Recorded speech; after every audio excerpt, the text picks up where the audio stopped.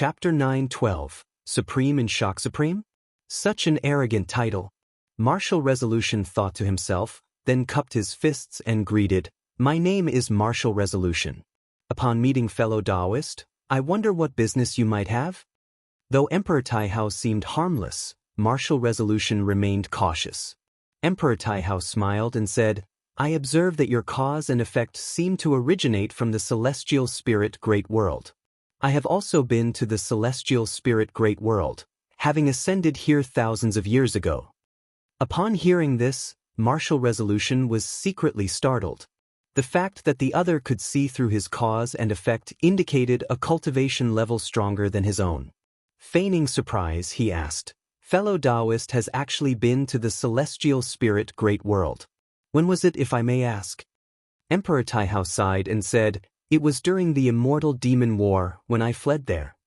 Hearing these words, Martial Resolution fell silent. He had experienced that catastrophe. While the celestial spirit great world narrowly escaped disaster, many other great thousand worlds suffered immensely. In this sense, the person wasn't lying, for during that time the celestial spirit great world was indeed a rare sanctuary. "Are you also seeking the white-haired ancestor?" Emperor Taihao shifted the subject and asked curiously. Martial Resolution nodded and said, "Having ascended to this realm, one must seek immortal fate. I heard the white-haired ancestor awaits a destined one, so I thought I might try." Emperor Taihao laughed, "How coincidental, so am I. Why don't we partner up and journey together and chat along the way? After ascending for such a long time, meeting a kindred spirit fills my heart with joy."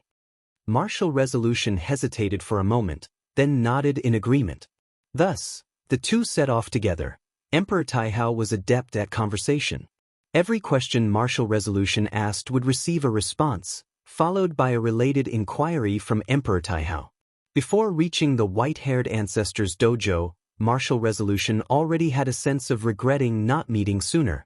Emperor Taihao reminded him of Guwen, evoking memories of their long-ago acquaintance. Who knew after so many years he could still find such a soulmate? Several hours later, the two entered a valley where the flowers and plants started exhibiting different colors, still vibrant. They stopped talking and focused their gaze on the colorful surroundings. The white-haired ancestor is the celestial Dao Venerable of the Celestial Court. In the 3,000 great worlds, you won't encounter her. If you came to Central Heaven a few eras later, you likewise wouldn't have the chance to meet her. This is our best opportunity. Even if we fail, just seeing the Supreme's true form would leave no regrets in this life." Emperor Taihao spoke with a peculiar tone, which fell upon Martial Resolution's ears as longing for the Celestial Dao Venerable. Celestial Dao Venerable? It was the first time Martial Resolution heard this title. To be named Supreme must mean this white-haired ancestor holds a high status in the Celestial Court, perhaps comparable to the ancestor Master Wuxi's status in the celestial spirit great world. The ancestor of the immortals sounds immensely powerful. Martial Resolution's gaze became passionate. If he could obtain the white-haired ancestor's inheritance, he could surely achieve enlightenment and fulfill all his prior desires. Meanwhile, at the top of a nearby mountain, Guwen, clad in an azure robe, was gazing down upon them.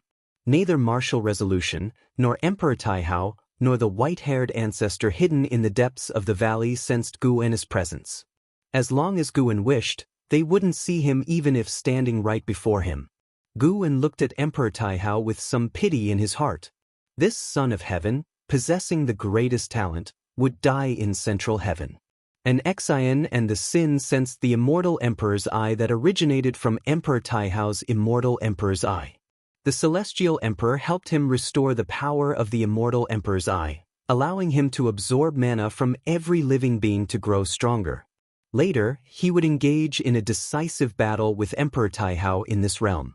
Before that, he needed to become the most wicked being so that Emperor Taihao could become the savior. For Emperor Taihao, this was a dead end. His only chance of survival was defeating Emperor Taihao, to once again be the most qualified son of heaven to succeed the Celestial Emperor. It was a very tragic path, gambling on the fact that the Celestial Emperor wasn't deceiving him. In truth, Emperor Taihao didn't trust the Celestial Emperor, Hence he wished to enjoy his last moments. Guan turned to look towards the valley. He saw the white-haired ancestor sitting under a peach tree, playing the zither, yet no sound emanated. The first time seeing the white-haired ancestor was at the endless Dao mountain, where Guan went to listen to the Dao. Now meeting the white-haired ancestor again, Guan felt a different sentiment in his heart. After several 100 million years, the white-haired ancestor was still at the late-stage Daoist Great Luo Immortal realm in cultivation. This was the true situation of immortal cultivation. Seeing her increased Guan's appreciation for what he currently possessed. Having cultivated to this realm, is escape still impossible? Celestial Dao Venerable. Guan thought to himself, observing how the white-haired ancestor had become embroiled in the struggle between Emperor Taihao and the Celestial Emperor. The white-haired ancestor chose to support Emperor Taihao solely because Emperor Taihao's master was her grand-disciple.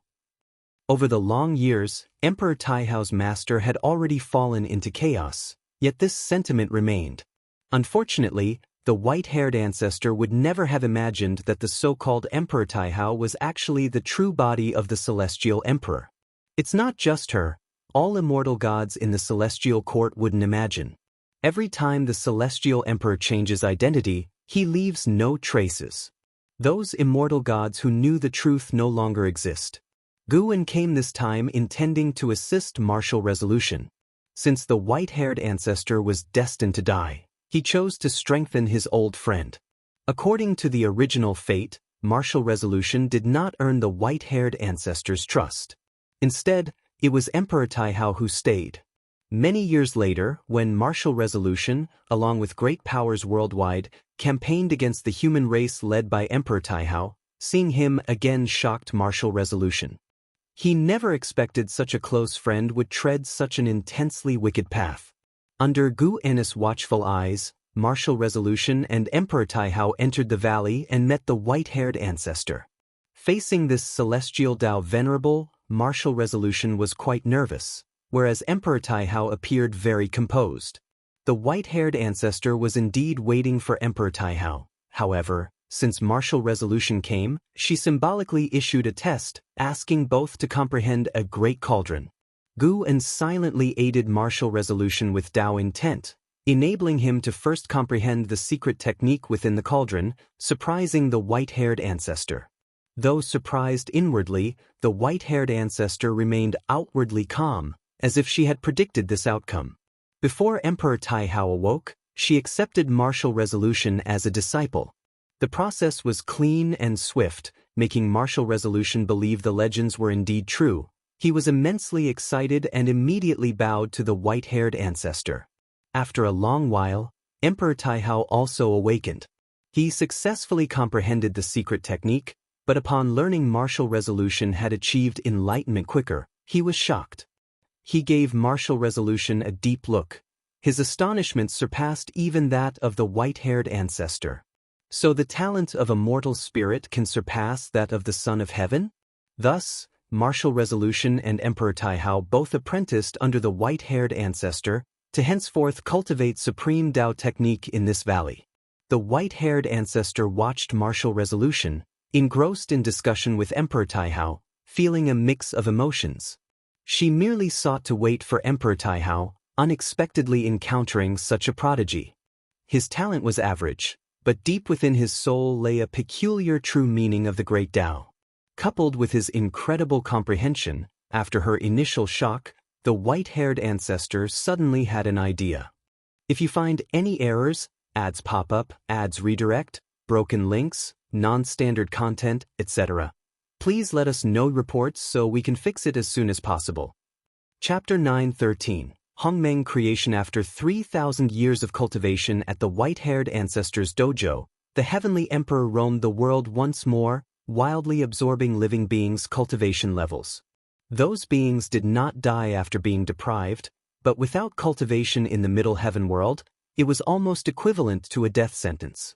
As the heavenly emperor grew stronger, the various overlords of the world began to feel uneasy. They joined forces in an attempt to eliminate the heavenly emperor, but were repeatedly defeated.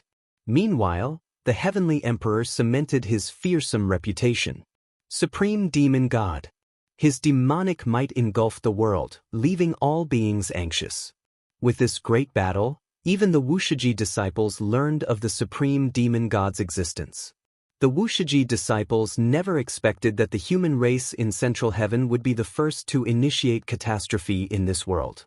In the celestial spirit great world, the human race was always the protagonist and savior in their understanding. In private, they discussed this matter, feeling that Central Heaven had become more dangerous than the celestial spirit great world. Time flew by. 7,000 years quickly passed. That year, within the valley dojo of the white-haired ancestor, Wuju, dressed in blue, bowed to the white-haired ancestor, knocking his head 3 times on the ground. The white-haired ancestor sat under the peach tree, her expression indifferent, her gaze falling upon Wuju without a ripple. Once Wuju stood up, the white-haired ancestor finally spoke. The Daoist technique I have imparted to you originates from chaos. My ancestor traveled through chaos and received a legacy. The cultivation technique and divine skills you have learned are imbued with the creations of the great Tao. In the future, you may surpass me. Central Heaven is a new world. The order has yet to be established. I hope you think carefully about your actions lest you find yourself in an irreparable situation. I will not lend you a hand. Wu Ju immediately replied, Master, rest assured, I will not cause trouble for you in the future. The white-haired ancestor closed her eyes, indicating that it was time for Wu Ju to leave. Wu Ju hesitated for a moment, then asked, Master, does the Supreme have some mission? Why did he leave so hastily before? You seemed somewhat displeased with him. The white-haired ancestor, eyes still closed, answered, From now on, pretend you don't know him. His identity is special, his path is fraught with peril, and no one else can interfere. Hearing this, Wu Ju felt confused but suppressed his speculations, turning and leaving. He looked towards the celestial vault beyond the valley, feeling that everything had changed. Perhaps I can really make a name for myself in this world. Wu Ju thought of his abilities, feeling exhilarated. He was already looking forward to the journey ahead. Unbeknownst to him, the white-haired ancestor was watching him from behind. Comprehension even greater than the heavenly emperors. Could you be the variable the ancestor mentioned? The white-haired ancestor's eyes sparkled with unusual luster, filled with expectations for Wu Ju's future. She originally planned to fully support the heavenly emperor, but Wu Ju's appearance made her reconsider. At the very least, there was no need to risk everything. The struggle for the singular position of the heavenly emperor was too dangerous. Unless there was no other choice, it was best not to get involved. Elsewhere, Guan, fishing by the lake, smiled. He saw that the white-haired ancestor's fate had changed, indicating she no longer intended to support the heavenly emperor. This was reciprocation for the teachings she once imparted. Guan thought while looking at the lake. His intention was to help Wu Ju, and by doing so, he incidentally also helped the white-haired ancestor. This was a win-win situation, and he didn't mind the trouble, nor did he fear future changes. As for the heavenly emperor, he had no intention of involving himself with him.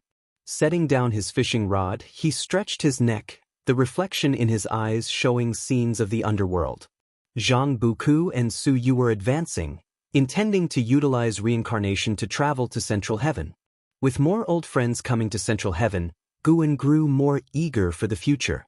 Not just old friends from the celestial spirit great world, but also some he had met in the lifespan reincarnation were coming to Central Heaven. These old acquaintances he befriended in the past had now become great powers, coming to Central Heaven to break through their own limits. Guan once more looked at the heavenly Tao, where countless cosmic planes were weaving lines of destiny, with Central Heaven at the center. Suddenly, he noticed that the fortune of Central Heaven had changed slightly. He focused on sensing it. Mysteriously, he captured a will. This will was dispersed throughout the heavenly Tao, ubiquitous, watching over the masses, brewing a powerful force. The will of the celestial emperor. Though Guan had observed the heavenly Tao before, it was his first time capturing the celestial emperor's will pervading the entire heavenly Tao. What was the celestial emperor up to? He felt the celestial emperor's will probing even into the underworld. Was it searching for him? Guwen was curious and saw this as a good opportunity, so he decided to observe the Celestial Emperor's will. Soon, his consciousness intruded into a fragment of memory. A great hall, where the Celestial Emperor stood unmoving. Above, the dark red void churned with nebulae, resembling demon gods. In front of the Celestial Emperor, 3 stone pillars stood, above which hovered a massive star like the sun, within which an eye moved, as if it resided in another world, spying on the universe where the Celestial Emperor resided. The current Celestial Emperor was young, much like the Heavenly Emperor, devoid of any domineering aura. He gazed at the eye within the solar star, brows furrowed. "My creation will doom me?" the Celestial Emperor asked coldly. Next, a hoarse voice replied, "That's right, you destroyed Hongmeng, and this cause and effect will entangle you, eventually backfiring upon you." This made Guwen reflect on his experiences. He had gone to the Hongmeng Great World, breaking through there, leaving a deep impression. Though desolate, the Hongmeng Great World gave Guwen a sense of hidden secrets.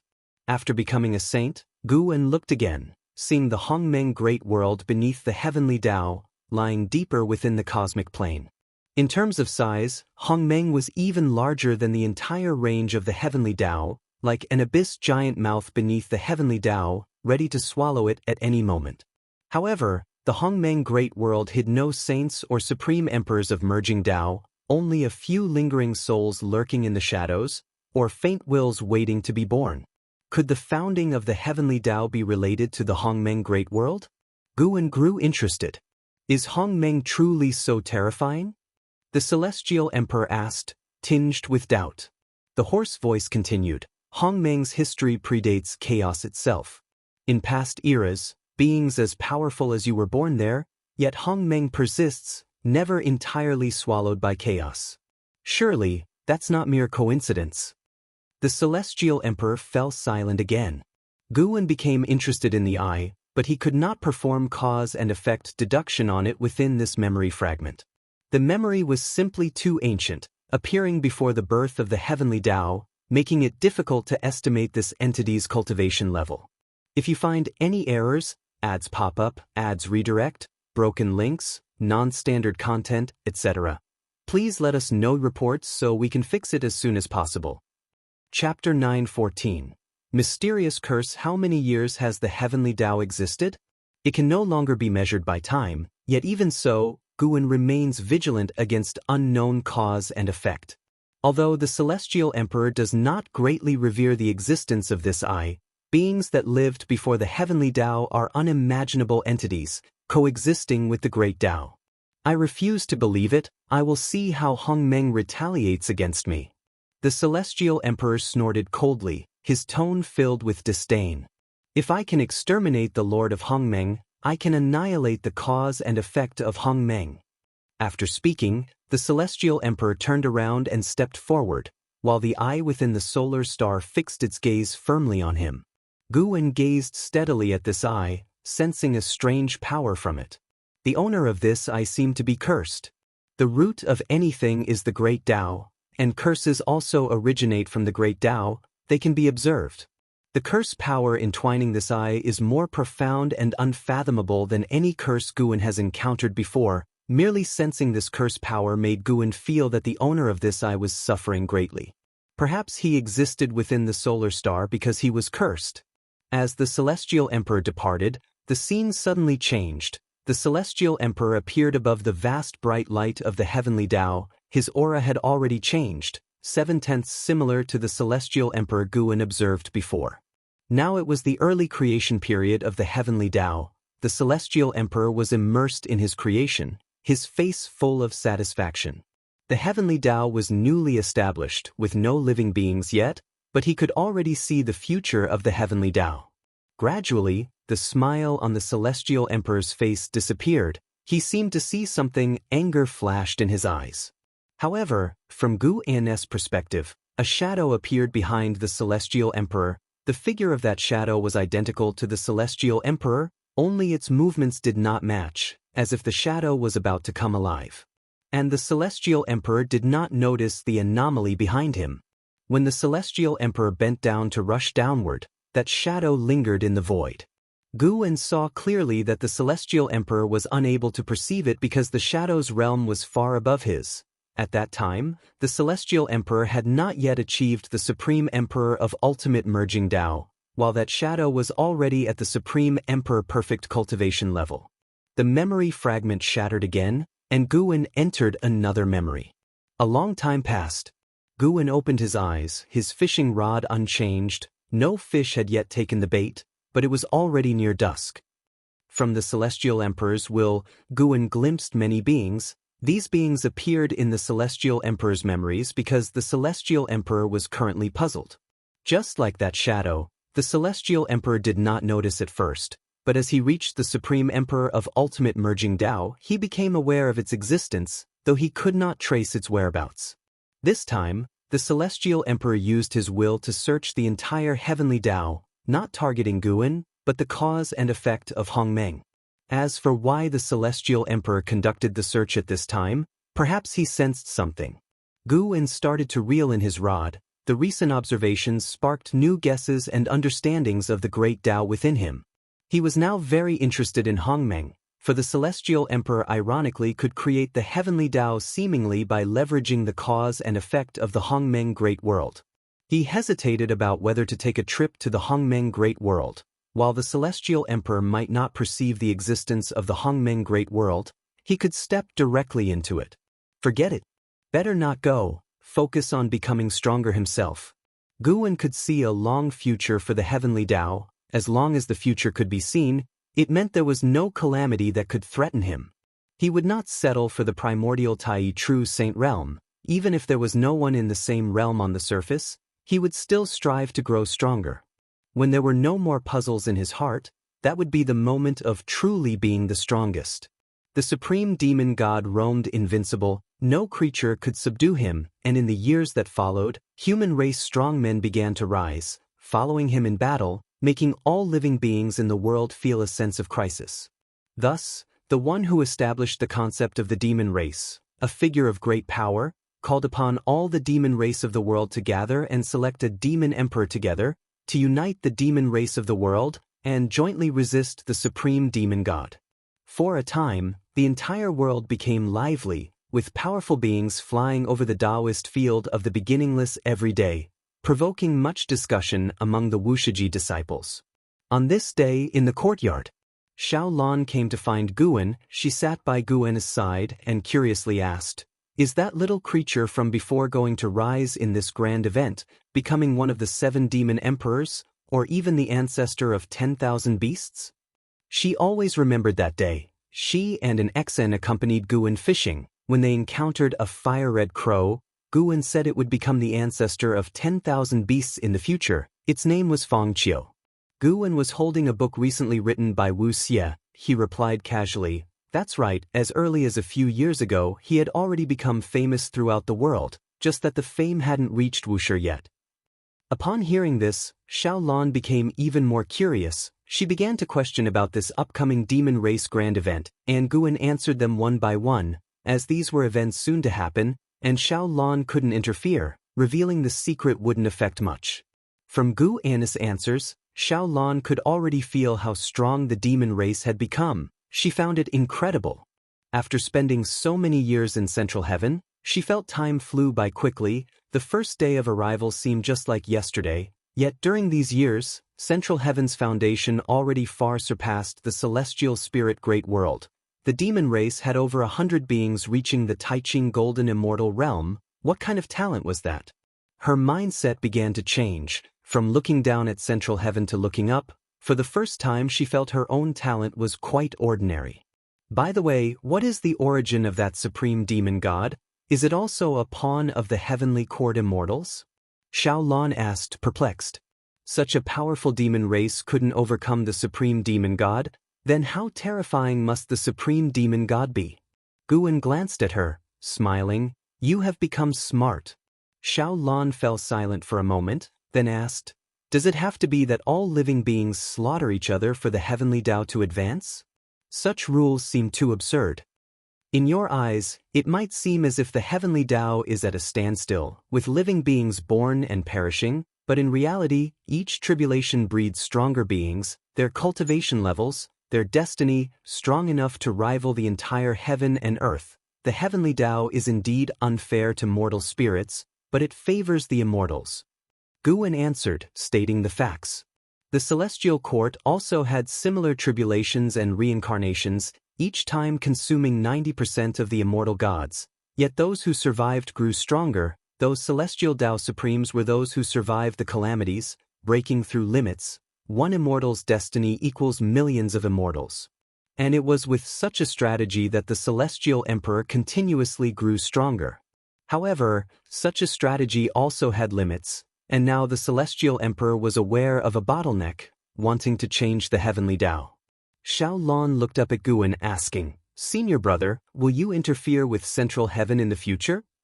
Guwen chuckled faintly and said, "Since I am in this world, how can I be completely isolated from it? Once the dojo opens, trouble will find its way here. If you find any errors, ads pop up, ads redirect, broken links, non-standard content, etc. Please let us know reports so we can fix it as soon as possible." Chapter 9:15. The dojo enters the world. Upon hearing Guwen's words, Xiao Lan deeply agreed, and she wouldn't try to persuade Guwen not to open the dojo. All living beings must integrate into the world. Their efforts in cultivation are just for more freedom within it. If it's just to avoid calamity, then why bother cultivating? Dying early would end it all, wouldn't it? The Wuxia disciples fear being expelled from the sect, yet they also eagerly anticipate the day the dojo opens, wanting to witness central heaven with their own eyes. Not only the Wuxia disciples, but Xiao Lan also holds such anticipation. After chatting for a while, Xiao Lan returned to her cultivation. After she left, Shenzhen, sitting before the artifact refining cauldron, turned his head to Guwen and said, "Feng Qiu Demon Emperor, I can somewhat deduce, but that supreme demon god, I cannot fathom at all. What is his origin? A pitiful son of heaven, but he is not worthy of sympathy, for he orchestrated the cleansing of the 3,000 great worlds," Guwen replied. These words made Shenzhen's heart tremble, and she asked in surprise, "How is that high son of heaven pitiful, and why did he become a demon personally?" "Precisely because of this. That's why I say he's pitiful. Right now, he can't act on his own accord, as the celestial court harbors even greater powers than he does." Upon hearing this, Shenzhen immediately thought of a certain being. The legendary celestial emperor. Though she had heard of the celestial Tao venerable in the celestial court, in many myths and legends, the celestial emperor was the supreme existence. Shenzhen clicked her tongue in wonder, realizing that the internal struggle within the celestial court was no simpler than those among mortal spirit forces. The last time she heard from Guwen, that son of heaven held the reign in the celestial court, yet in the blink of an eye, he fell to the human world as a demon, descending from the heavens to the mundane world. Becoming a demon does not have a good end. Even if Shenzhen believed the immortal gods were hypocritical, she trusted that the celestial court would always uphold the principle that evil does not triumph over good. Shenzhen stopped questioning and continued her enlightenment. The Daoist field of the beginningless was tranquil and harmonious, yet the outside world ebbed and flowed. The demon race summit proceeded smoothly, ultimately selecting the 7 demon emperors, who together discussed the future of the demon race, quickly deciding to campaign against the supreme demon god. However, the supreme demon god was not alone. Besides the human race supporting him, there were numerous powerful beings. As he grew stronger, more beings followed him, gradually forming a great force. In such a context, the human race rapidly rose as well, their reproduction abilities incredibly formidable. Their offspring's talents were all exceptional, born with the innate Taoist body that all beings longed for. The body of the human race was called the innate Taoist body. As all beings cultivated, they would evolve into the innate Taoist body. Because of this, the human race was so extraordinary, they were created by the celestial emperor based on the innate Taoist body, born with great fortune. Humans of central heaven were without lifespan limits, making them even stronger. Several thousands of years passed again. On this day, Nzazai brought news to all the disciples. The ancestor plans to deactivate the dojo. This news excited all the disciples. They could understand why the dojo was being deactivated. The spiritual energy and Tao intent within the dojo were too dense, and once outsiders set foot in it, they would sense something extraordinary here.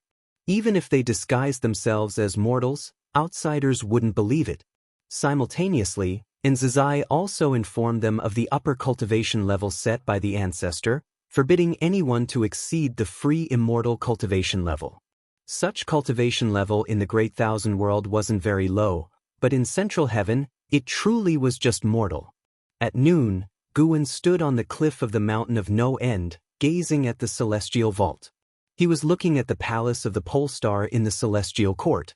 He chose this time to open the dojo because the celestial emperor was about to enter the reincarnation period. Heavenly Emperor Taihao was not merely a clone. To make the cause and effect and destiny completely different, Heavenly Emperor Taihao was essentially the son of the Celestial Emperor. The Celestial Emperor needed time to fully transfer his realm and soul into Heavenly Emperor Taihao. Guwen saw that even if Heavenly Emperor Taihao became the Celestial Emperor, he wouldn't fully inherit the Celestial Emperor's memory, requiring long years for integration. To him, this period was too long, yet to the Celestial Emperor, it was insignificant. Of course, if the Heavenly Tao encountered issues during this process, the Celestial Emperor could directly return. Taking advantage of the Celestial Emperor being occupied with reincarnation, Guwen could finally breathe some fresh air. Su Han arrived beside Guwen, excitedly asking, "Ancestor, if beings enter our territory and provoke us, can we retaliate?" Guwen kept his eyes fixed on the celestial vault and softly replied, "Of course you can. If any outsider stirs trouble, you may act according to the situation. I won't blame you for it."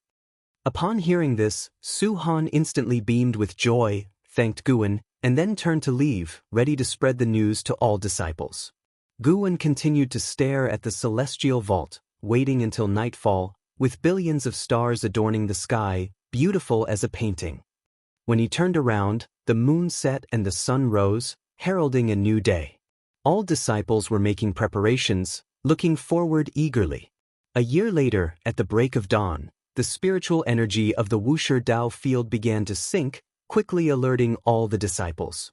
The disciples emerged from their buildings. To welcome Central Heaven, they abandoned their cave mansions and constructed pavilions, even towns, resembling a dynasty. Once the dojo was thoroughly closed, the disciples began their activities. Guwen allowed them to wander and reside on this continent but forbade them from going to sea. The disciples departed in groups. Even if they could not leave the continent, they were full of anticipation. Even an Xian and Xianxia descended the mountain. Guwen stood on the mountain, watching the disciples explore with excitement, a smile appearing on his face. He understood the disciples were stifled for too long. He often snuck out, but the disciples couldn't, so it was quite hard on them. Yet this was their own choice. He wouldn't alter his attitude because of it. Guwen noticed that on a nearby mountain, Fairy Yaoxian was also gazing into the distance. Seeing this lady, the memories of the Emperor of Eternal Life unavoidably surfaced in Guwen's mind. Previously, he revisited the road of reincarnation with the identity of Ji, and he suddenly thought, should he let the Emperor of Eternal Life tread it once more? To see if the Emperor of Eternal Life could create an extraordinary life in Central Heaven. But now Central Heaven wasn't strong enough. Once the Emperor of Eternal Life reached the realm of the heaven-opening Daoist Immortal, it would attract the gaze of immortal gods. Guwen did not continue to stare at Fairy Yaoxian but, after a moment, turned around and returned to his house. Even Xianxia had left, allowing him to enjoy some solitude. After the dojo closed, no spirits from Central Heaven rushed over, because Central Heaven was indeed too vast. During the wait, the disciples' excitement gradually subsided. After waiting for 120 years, someone finally reached this continent.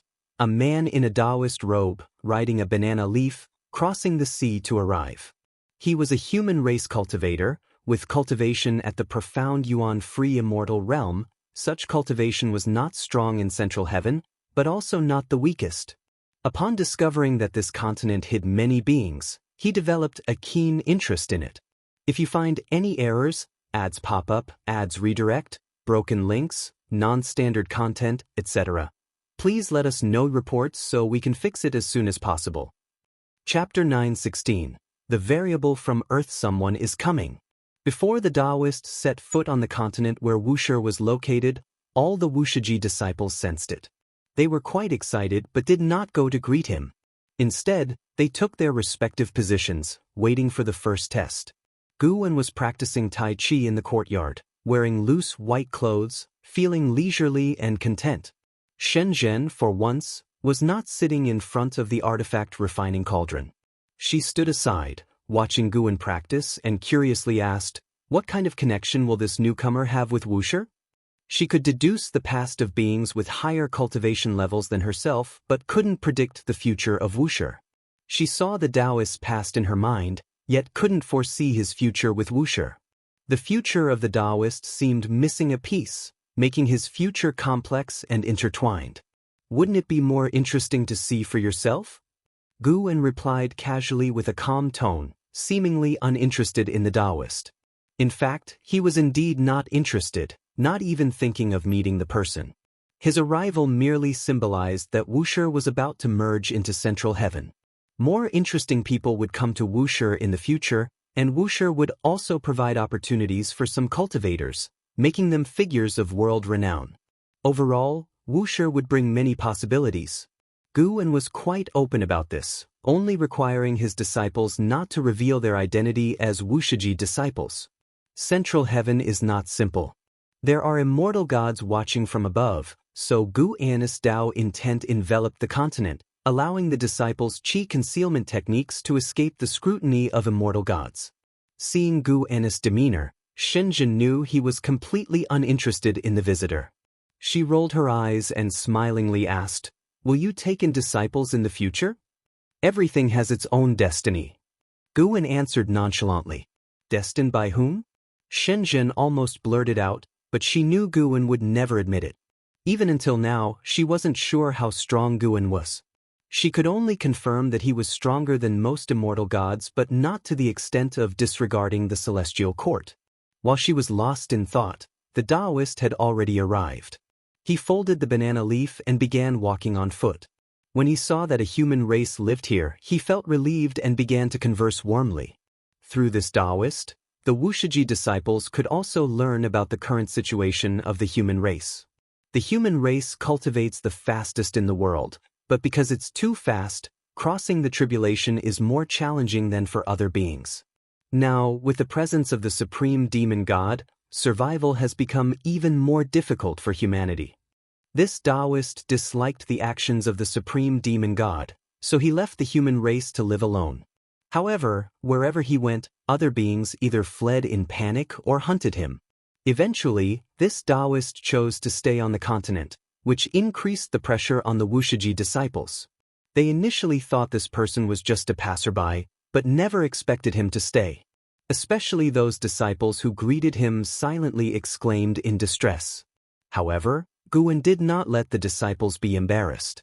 6 months later, he let an opportunity far away emerge, and the vast aura immediately attracted the Daoist. During these 6 months, the Daoist found that the human race here was not very strong, and the spiritual energy wasn't very suitable for cultivation.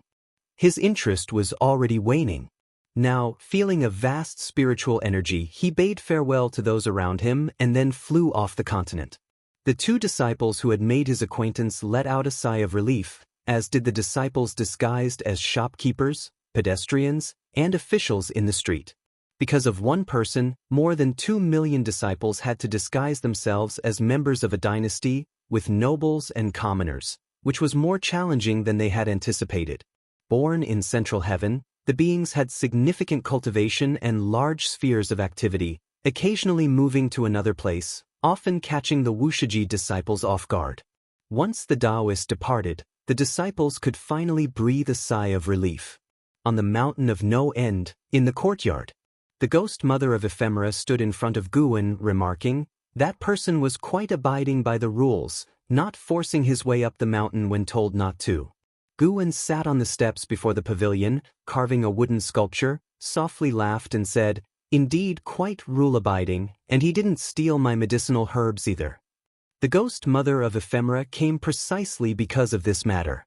She asked, "Master, what if someone wants to pick your medicinal herbs in the future or force their way up the mountain? What should we do?" Guwen replied casually, "If mistakes are made, they naturally deserve punishment.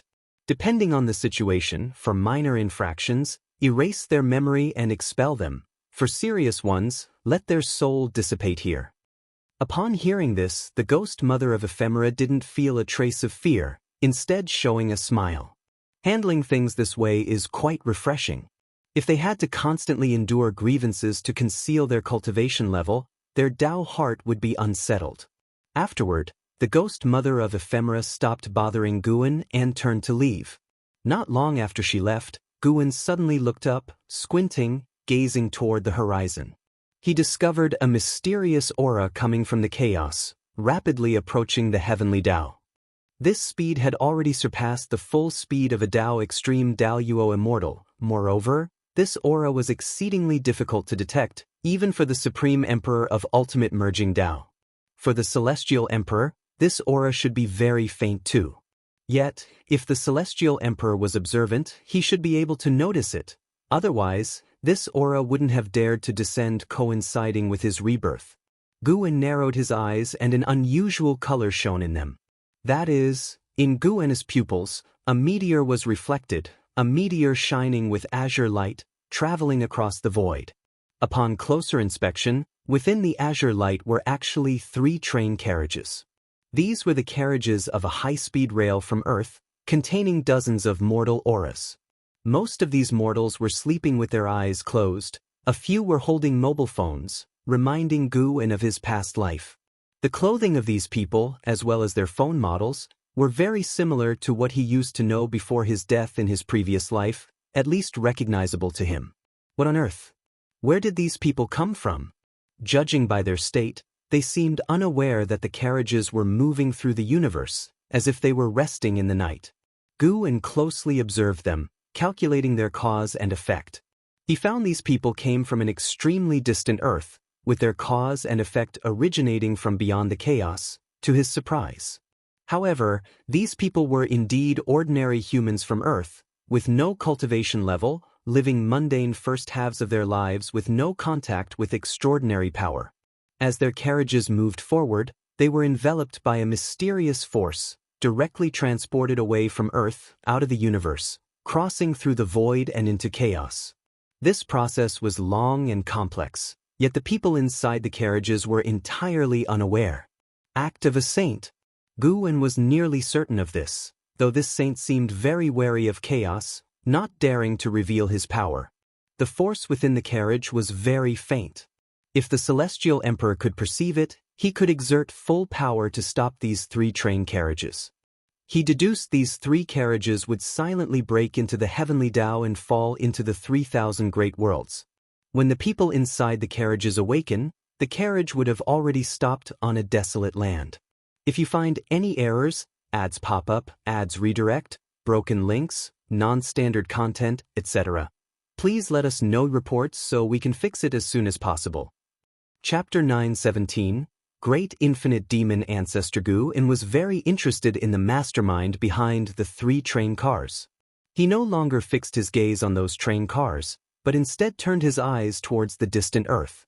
Before this, he was uncertain about how vast the chaos was, but now he could be sure that these 3 train cars flew in from somewhere outside the chaos. What kind of force orchestrated all of this, and for what purpose? In Guwen's pupils, the Earth was reflected. In the cosmos, Earth was situated in a small corner, appearing so lonely. Waves stirred in Guwen's eyes because he could affirm that the Earth where he lived in his previous life was this very Earth. His vision began to enlarge, and the Earth rapidly shrank in his eyes. The solar system appeared before him, and then the solar system also started to shrink. Then it was the Milky Way galaxy, the image kept contracting, and soon, the Milky Way also became smaller than dust. Ultimately, the entire universe appeared in Guwen's eyes. His pupils abruptly contracted, as such a vast universe was unexpectedly held in the palm of a terrifying existence. In the dark purple boundless void, a truly immense physique floated. Its upper body was human-like, the lower half a swirling nebula changing colors, with the upper body covered in black hair, and a face marked by a black hole, devoid of features, long hair fluttering like twisting rivers. This mysterious entity had 8 arms, with one hand holding dozens of universes, the universe where Earth resided just one among many, like dozens of glowing dots suspended in its palm. What kind of being was this? Even the well-informed Gu felt uneasy seeing this being, as if encountering an ultimate evil demon god. The mysterious 8-armed entity did not emit overwhelming demonic chi or resentment. On the contrary, it had not a hint of aura, quietly residing in the void, indistinguishable whether it was cultivating or slumbering. Gradually, it raised another arm, which gently swept towards the palm holding dozens of universes. A meteor soared from one universe, heading towards the distant chaos. This meteor also contained a mortal, just one person, a woman. Although this meteor, like the 3 train cars, traveled fast, its destination was in the future. Gu stared at the 8-armed entity, a name surged in his mind. The Great Infinite Demon Ancestor. This moniker could not be uttered directly, otherwise, one would suffer an eternal curse, not even death leading to the soul's redemption. Under Gu's gaze, the Great Infinite Demon Ancestor would periodically wave his hand, selecting mortals from the universes under his control to send into chaos. Before Gu's current life began, Earthlings had descended upon the 3,000 great worlds, but all perished on the path of immortal cultivation. Gu pondered whether his birth in the celestial spirit great world was also the work of the Great Infinite Demon Ancestor. He reincarnated into the celestial spirit great world, whereas the mortals sent by the Great Infinite Demon Ancestor descended directly into other worlds, equivalent to transmigrators. This indicated that Gu's mode of arrival differed from theirs. However, he could ascertain that the Earth from his previous life was indeed within the grasp of the Great Infinite Demon Ancestor. The form of the Great Infinite Demon Ancestor was immensely vast, even larger than the sum of all heavenly Dao spaces. Gu could affirm that the Great Infinite Demon Ancestor had already become a saint. Yet, he seemed fearful of stepping into the chaos, thus could only probe it in this manner. Before the 3 train cars landed, Gu watched as the Great Infinite Demon Ancestor sent out another dozen Earth mortals, some heading to the past, others to the future. Only those train cars remained in Gu's current timeline. He withdrew his gaze, no longer looking at the Great Infinite Demon Ancestor, to avoid disturbing him. Unexpectedly, outside the chaos, such a terrifying existence was eyeing the chaos. Gu felt there were mysteries within the chaos he was not aware of. He stood up, stored away the wooden carving in his hand, and walked out of the courtyard. He intended to find a quiet place to contemplate the mysteries of the chaos. Several days later, Gu had just finished picking medicinal herbs and was heading toward the mountain of no end. On the way, he began to observe the dozens of Earth mortals sent by those 3 train cars. These mortals had already landed. They found themselves on a barren Earth, though they faced no threat from demon beasts, yet for survival, they fell into internal strife. The food inside the train cars was consumed, wherever they walked. Without years of journeying, it would be hard to reach any town. In half a month, some cultivators would pass through their location and take any surviving people into an immortal cultivation sect.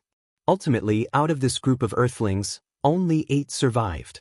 Among the 8, 6 couldn't withstand the torment of time, dying along the path of immortal cultivation. Only 2 were able to ascend to central heaven. Gu paid them such close attention because he too was once an Earthling. Witnessing these Earthlings' ordeal, Gu felt deeply fortunate. Had he not possessed the ability to evolve his lifespan, it would have been challenging to survive to this day. In this life, he was born into the Ji family and successfully entered the Supreme Sect. How lucky, then, to look at these people who did nothing wrong but experienced so many hardships. Gu raised his right hand, a bronze dagger appeared in his hand, which he then broke into a handle and a blade, throwing them casually forward. The handle and blade plummeted towards the soil, yet before touching the ground, they fell into the 3,000 great worlds. Gu had embedded divine skills within the handle and blade, and if united, they could exhibit the formidable strength of a Dao treasure. These two items landed in the hands of the two destined to ascend to central heaven. Without Gu An's intervention, they could also ascend to central heaven. Gu An's actions could enhance their achievements, while also sowing the seeds of resolving enmity. According to the original fate, during the long years, these two experienced too many events, ultimately parting ways and even becoming adversaries, a pity in Gu An's eyes. What should have been the closest two, through worldly misunderstandings, ended up on divergent paths, becoming each other's nemeses. In the future, under the manipulation of the great infinite demon ancestor, more earthlings would be sent directly to central heaven. The great infinite demon ancestor continually sent people. There must be some calculation, and Guan helping these two was also an attempt to discern the great infinite demon ancestor's ambition from them. Guan did not halt his pace. When he saw his handle and blade picked up by the two, a slight smile appeared at the corner of his mouth. These two were childhood friends, growing up together and went to work in the same city, only to be swept away by a mysterious force while returning home into the 3,000 great worlds. When the dozens of passengers in the train car turned on each other, they clung tightly together, even rallying others, ultimately becoming the leaders of this group of earthlings. At this moment, in the wilderness, a young man in a white shirt and jeans held the blade handle single-handedly, lifting it above his head. Bathed in sunlight, he squinted to make out the tiny etchings on the handle. "Wei Yi, this blade is amazing. I used it to cut through rock like it was tofu." Next to him came an excited male voice, as a crew-cut youth in a black tank top with tattooed arms shouted. His build was more robust than the youth in the white shirt. "If you find any errors, ads pop up, ads redirect, broken links, non-standard content, etc. please let us know reports so we can fix it as soon as possible." Chapter 9:18. Kindred Spirits. The man in the white shirt, known as Wei Yi, turned his head to look. His lips were chapped and his face was pale. He said helplessly, "Luan, save your strength, don't faint later."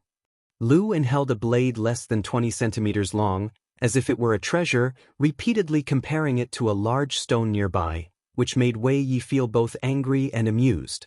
Wei Yi stuffed the knife handle in his hand into his trouser pocket and came to Luan's side, saying, "Let's go, we should continue to look for food.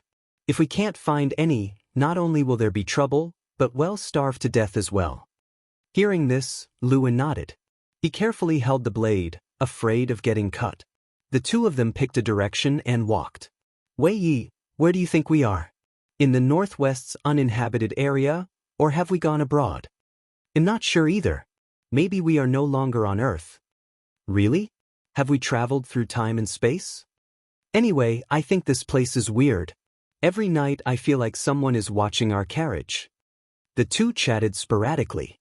Their fear of the unfamiliar land had lessened significantly due to their hunger. Even if a fierce beast appeared before them, they would fight.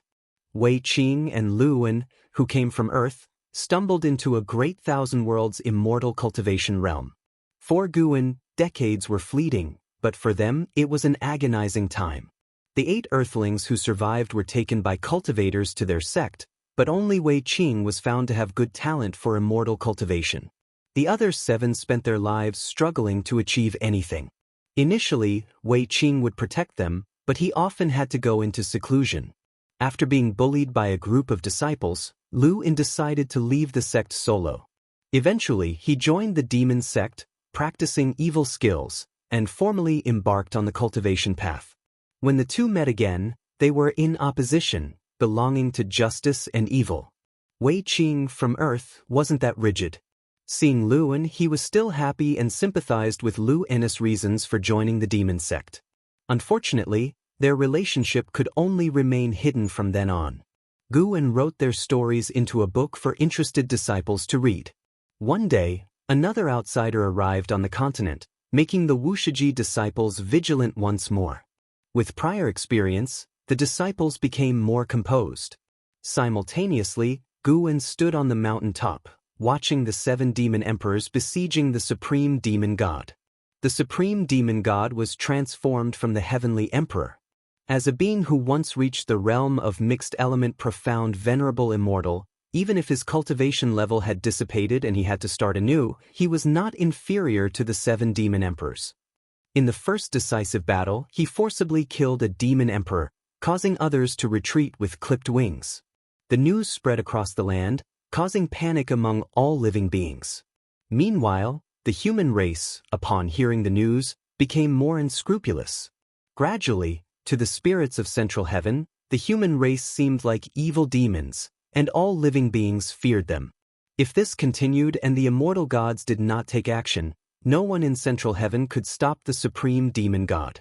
The supreme demon god roamed the 8 directions, devouring the mana of great powers everywhere, prompting some in the human race to imitate him. The innate humans of Central Heaven had unparalleled talent and exceptional comprehension. They created various evil cultivation techniques to devour others' mana, chi power, and divine sense, exaggerating their cultivation speed. In the subsequent years, all living beings clearly felt the human race's growth speed, and they felt immense pressure. The visitor to the continent was not from the human race. He merely transformed into a human form. Initially frightened by so many gathered on the continent, he thought he had stumbled into the human race's territory, only to find that the humans here were not as ruthless as those he encountered before and were even quite enthusiastic. His arrival brought the Wuxia disciples much news about the world's great matters, and the disciples also let him realize that not all humans were inherently cruel. Several days later, Xianxia came to the mountain of No and to visit Gu and was practicing calligraphy under a tree. Facing Xianxia's greeting, he merely nodded slightly without speaking. "Ancestor, will the supreme demon god, causing chaos in the world, come to our continent?" Xianxia asked. Guan replied, "Maybe. If he does come, with outside guests on the continent, what should we do?" Xianxia asked again, his brow furrowed, eyes full of anxiety. These days, he gained new insights into Central Heaven. He found that the Wuxia disciples no longer had to pretend and had started to lag behind the Central Heaven spirits. The spirits of Central Heaven had exceptional qualities, not to mention those powerful enough to roam the world. From birth, they reached heights unattainable for others. "With me here, why worry?" Guan answered lightly and then paused his actions. He looked up at Xianxia, smiled and continued, "Since you recognize the gap and feel the pressure, then strive to cultivate. This continent is vast, and there's no need for everyone to wait together to host outsiders. Cultivate well." Xianxia looked at the ancestor, frowning and asking, "Can we really catch up?"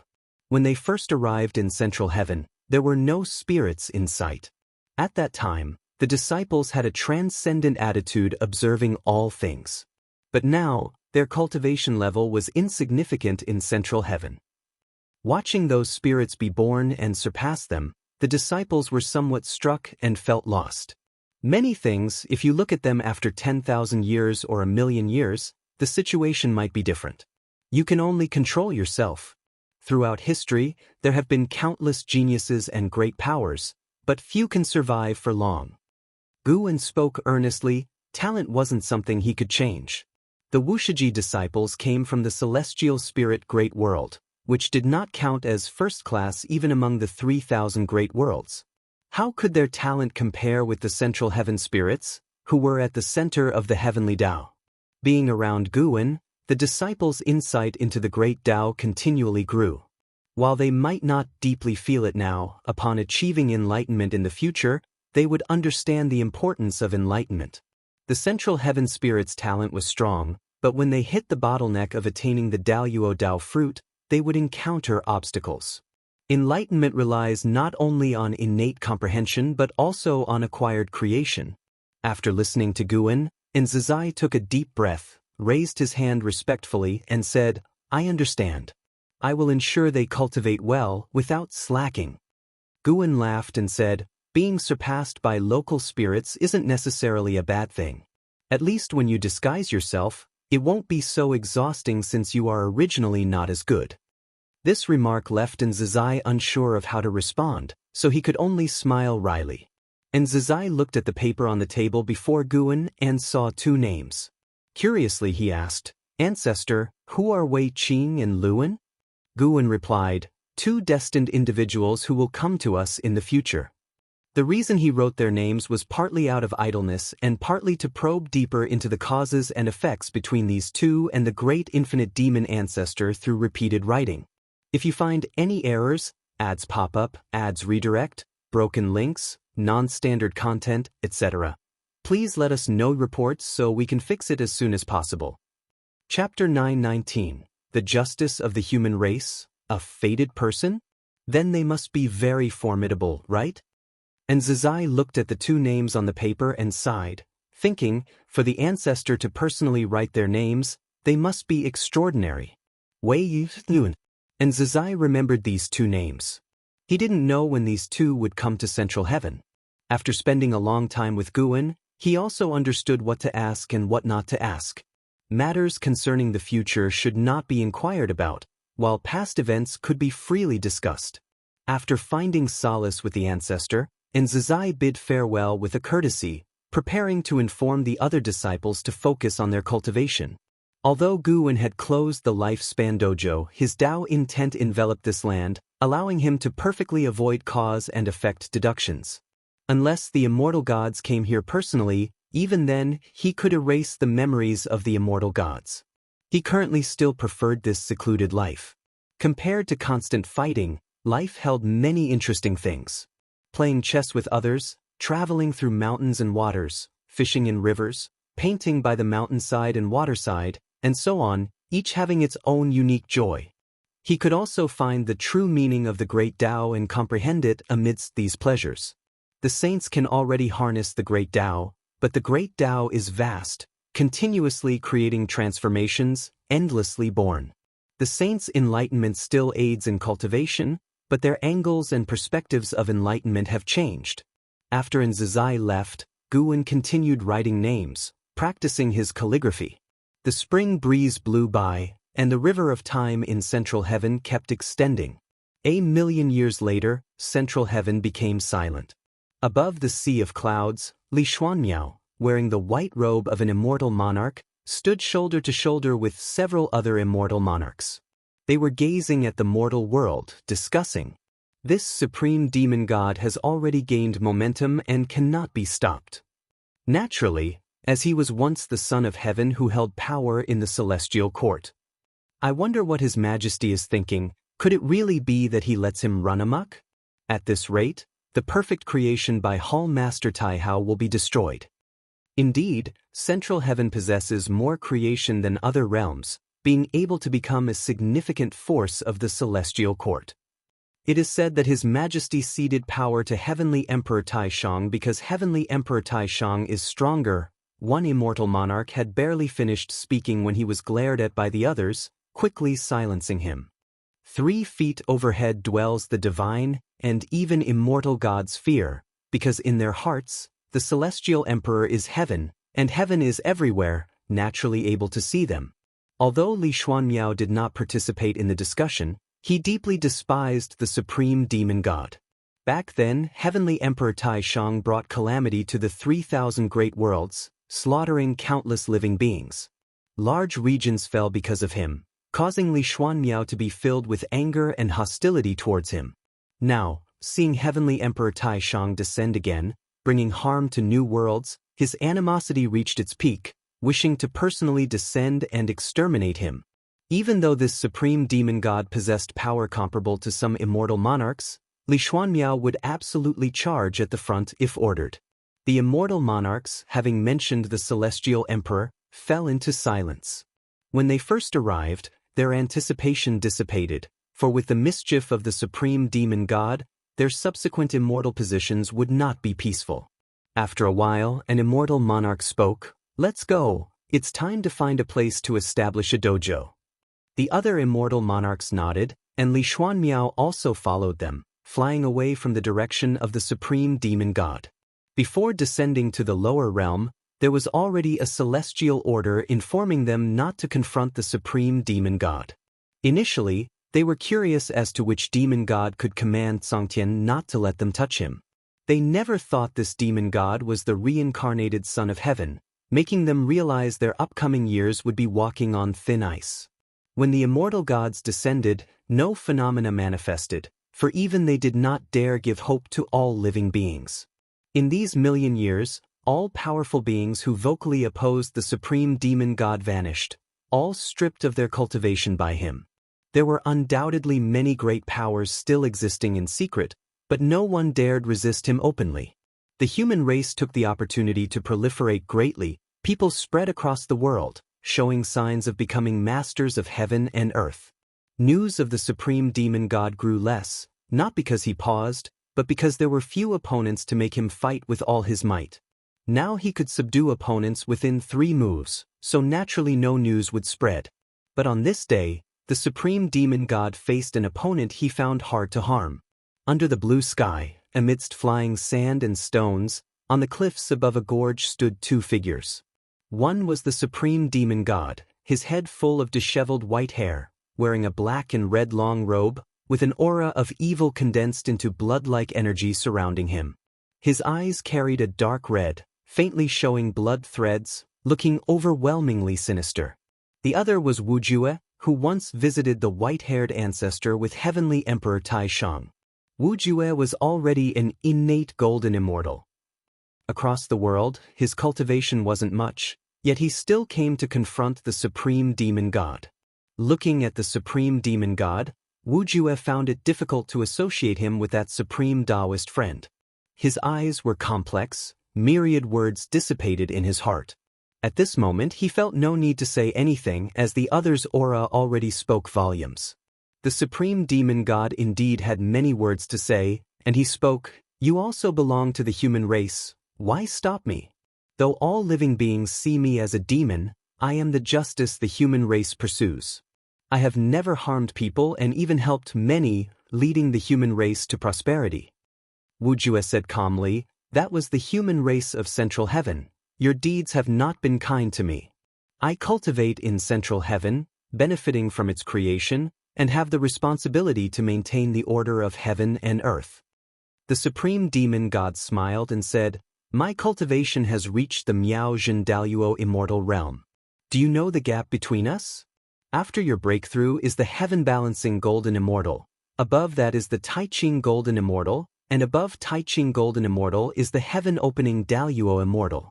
Above the heaven-opening Daluo immortal is my realm." Listening to his words, Wuju's gaze subtly changed, yet his face still showed a resolute color. The supreme demon god stared at Wuju, coldly saying, "With just a thought, you would vanish to ashes. What gives you the courage to fight me? What are you thinking? Gambling on my mercy and nostalgia?" Boom! The cliffs on both sides instantly shattered, and the entire world darkened.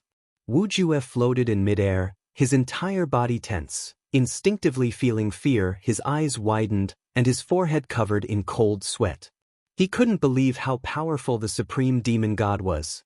Suddenly, the supreme demon god appeared before him, striking his face with a palm. Instantly, his sight plunged into darkness. And then, Wuju lost consciousness. What seemed like an eternity passed. Wuju abruptly opened his eyes. He instinctively sat up, finding himself amid ruins, surrounded by debris. He reached for his body, discovering even his robe was unharmed. He looked toward the horizon, his expression turning complex. "You speak so ruthlessly, why spare my life?" Wuju murmured to himself, sighing involuntarily. The reason he dared to confront the supreme demon god naturally was that he had his backing. He had the method of reincarnating and reviving, and could become stronger for it, intending to test the supreme demon god's might first. Yet the supreme demon god spared him, unsettling his heart once more. Whatever righteousness there was, Wuju cared more about his own feelings. If you find any errors, ads pop up, ads redirect, broken links, non-standard content, etc., please let us know reports so we can fix it as soon as possible. Chapter 9:20, An immortal encounter on a deserted island. Gu observed Martial Resolution's predicament with a slight shake of his head, thinking Martial Resolution was too arrogant. Martial Resolution's method of resurrection and rebirth was insignificant in the face of absolute realm disparity, Not to mention the supreme demon god was once a primordial, profound, venerable immortal, able to see through his Daoist technique at a glance. The supreme demon god did not kill martial resolution, which made Guan somewhat relieved. Ever since being defeated, the Supreme underwent great changes, making amends with the 3,000 great worlds, and even sparing those he once befriended. Of course, this change wasn't enough for Guan to help alter his doomed fate. For those beings destroyed by the Heavenly Emperor Supreme, who altered their fates, Guan would at most take care of martial resolution, but was too lazy to comment on martial resolution's thoughts. What mattered to him was his relationship with martial resolution, not martial resolution's views on other matters, as long as he didn't commit too many evils. Moreover, martial resolution's power was insufficient to affect the supreme demon god. The downfall of the supreme demon god would also impact martial resolution, giving him a deeper understanding of the heavenly Tao. Guan walked down the mountain, intending to visit the city built by the Wuxia disciples. Nowadays, outsiders wander this continent daily, and the Wuxia disciples have found a way. They have truthfully arranged tasks for themselves, each with time to rest and cultivate. Of course, they're not swapping duties every day or two, but every 10 or 20 years, which makes many returnees feel the passage of time. So far, no outsider has managed to stay. They fail to see through the Wuxia disciples' disguise but sense a feeling of detachment that makes it difficult for them to remain. Some beings are intrigued by this phenomenon, but later, mysteriously feel compelled to leave. At first, the Wuxia disciples did not notice anything, but as more beings came and went, they gradually realized it was the ancestors' handiwork. To silently change others' thoughts, what kind of cultivation level, what kind of divine skills would that require? They couldn't comprehend it, but that didn't stop their longing. As people came and went, the Wuxia disciples gradually became less tense, able to calmly handle all arrivals. 2 million disciples, none yet discovered. Of course, the primary reason is still that the outsiders have too elevated a cultivation level. Even if the Wuxia disciples revealed their true cultivation level, they remain overlooked. The real test lies ahead. The blood sacrifice clan achieves the immortal position of a few, while the human race succeeds, but countless generations become mortal spirit, with any prosperity leading to decline. Is this your heavenly Tao? Guan walked through the forest, gazing at the magnificent mountains and rivers beyond, speaking softly to himself. His words revealed the fate of the Central Heaven human clan. When the human race can truly unify Central Heaven, it marks the moment of their decline, as the immortal gods allow no race to unify Central Heaven, a rule differing from the 3,000 great worlds.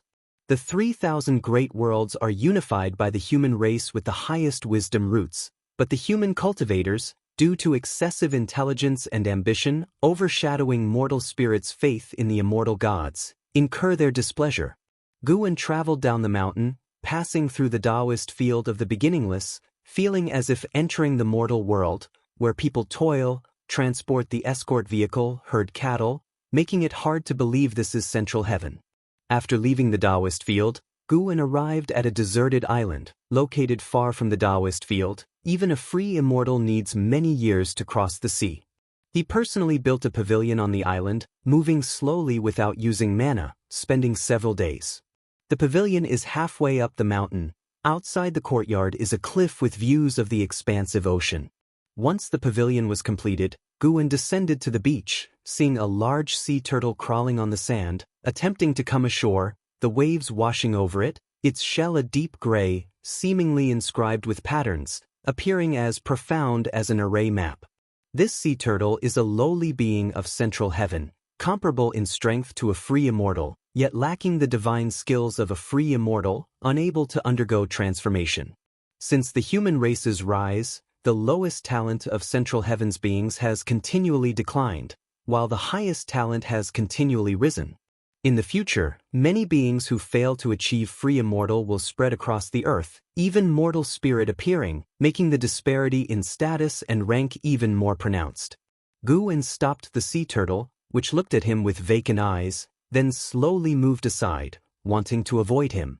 Before Guan, this sea turtle was like a small mountain, yet it dared not collide with him. If Guwen hadn't seen through its flesh, he might think it was aged. But in reality, relative to its long lifespan, it was still in its youth, and its future self could grow to be 100,000 zhang tall, supporting continents, classified as an ancient fierce beast. Guwen's lips curled up and appeared out of nowhere on the turtle's shell. Instantly, the turtle sank, its limbs struggling, but unable to advance further, growing anxious, its claws stirring up a whirl of sand, but to no avail. Finally, it stopped as if falling asleep. Guwen sat on the turtle's shell. Days passed with the sun setting and moon rising. Pressed by Guwen, it struggled occasionally before succumbing to slumber, repeating the cycle. Several months later, a black fissure appeared on the beach behind Guwen and a silhouette fell out, crashing onto the sand in a pitiful state. This was a bloodied man, his breath weak, lying on the ground with a slight gasp, consciousness lingering. Guwen appeared oblivious to his presence, not turning, still meditating. Yet the turtle below sensed the commotion, turning to look, its neck surprisingly dragon-like, extending beyond the shell, seeing the situation behind. When it spotted the grievously injured man, it hesitated for a moment. Then it suddenly noticed someone seated on its shell, its eyes widening, and in a blink, it retreated into its shell with limbs withdrawn. This action was starkly different from its usual sluggishness, amusing Guwen. He opened his eyes, stood up, turning to approach. Leaping from the turtle's shell, he reached the injured man's side. He halted before the injured man, not crouching, but gently stroking his chin, observing the injured man closely. Luwen raised his head with difficulty, his face mangled with only clear eyes, lifting to look at Guwen, eyes pleading. Help. Luwen spoke painfully, unable to utter the word me.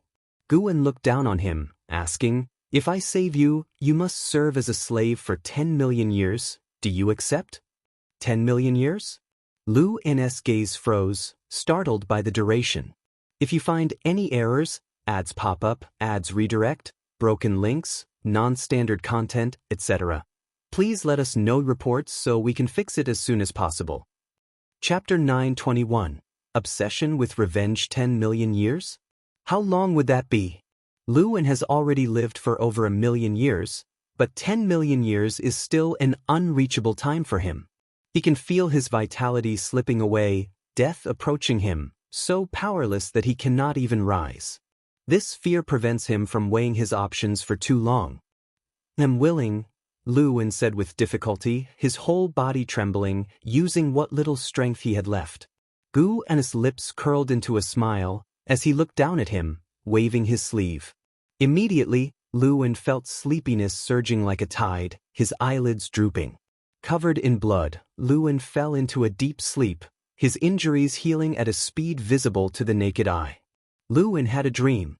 He dreamt of reuniting with his childhood friend Wei Yi, who questioned him about killing the righteous Dao leader and his daughter. He explained that he had been manipulated, a force controlling his body, causing him to slay his enemies, but Wei Yi did not believe him and said the world was about to face unprecedented turmoil, and he was the culprit of it all. Wei Yi's look of disappointment and anger deeply hurt him, jolting him awake suddenly. He opened his eyes to a blue celestial vault, sitting up instinctively, only to see a giant turtle as large as a small mountain lying in front of him, staring at him. Startled, he jumped up, prepared for battle. However, his movements frightened the turtle, causing it to retract into its shell. Luwen was taken aback, then realized his wounds were healed. He touched his body, finding it intact. The memories before he fainted surfaced in his mind, and he looked around instinctively, wanting to find the mysterious person who saved him. Soon, he noticed a pavilion halfway up the mountain. Using his divine sense to investigate, he found no signs of anyone. The spiritual energy here, how is it possible? Luwen widened his eyes, breathing rapidly. He had never felt such dense spiritual energy, not even in the dojos of those holy lands. Moreover, he felt the heavens filled with majestic Dao intent, making his mind and body feel at ease. What kind of place is this, exactly? His divine sense swept outwards, seeing only an endless ocean. There wasn't even a continent, nor could he spot any other islands, as if this was the only island between heaven and earth. Thinking about being a slave for 10 million years, he couldn't help but take a deep breath, trying to adjust his mindset. After standing there for a while, he decided to climb the mountain to take a look. Soon he walked into the courtyard halfway up the mountain. As soon as he stepped in, he stopped in his tracks, shocked to see a man in white preparing to split firewood in the courtyard. What is going on? His divine sense clearly hadn't detected this person, and even now, he couldn't sense the man's presence. Well experienced, Luan was only momentarily stunned, then bowed and cupped his fists in salute to Guan, saying in a deep voice, "Thank you, Senior, for saving my life. May I know your name?" "My name isn't important. What's important is who you are," Guan retorted casually. According to the original fate, Luan would take 1,000,000,000 years to arrive at Central Heaven. He appeared early because he met a fatal calamity. Guan rescued him, bringing him to Central Heaven. The great infinite demon ancestor continuously sent mortals to the heavenly Dao as variables, attracting the attention of the eternal Dao extreme. They were unaware of the demon ancestor's existence, but by chance, discovered Luan was a heavenly Dao variable, so they intended to possess Luan. In that battle, Luan was completely outmatched, and Guan didn't kill those beings, only rescuing Luan. Luan thought it was the divine skills tearing through time and space, inadvertently bringing him here. "I am named Luan from the Nanjiang continent," Luan replied promptly.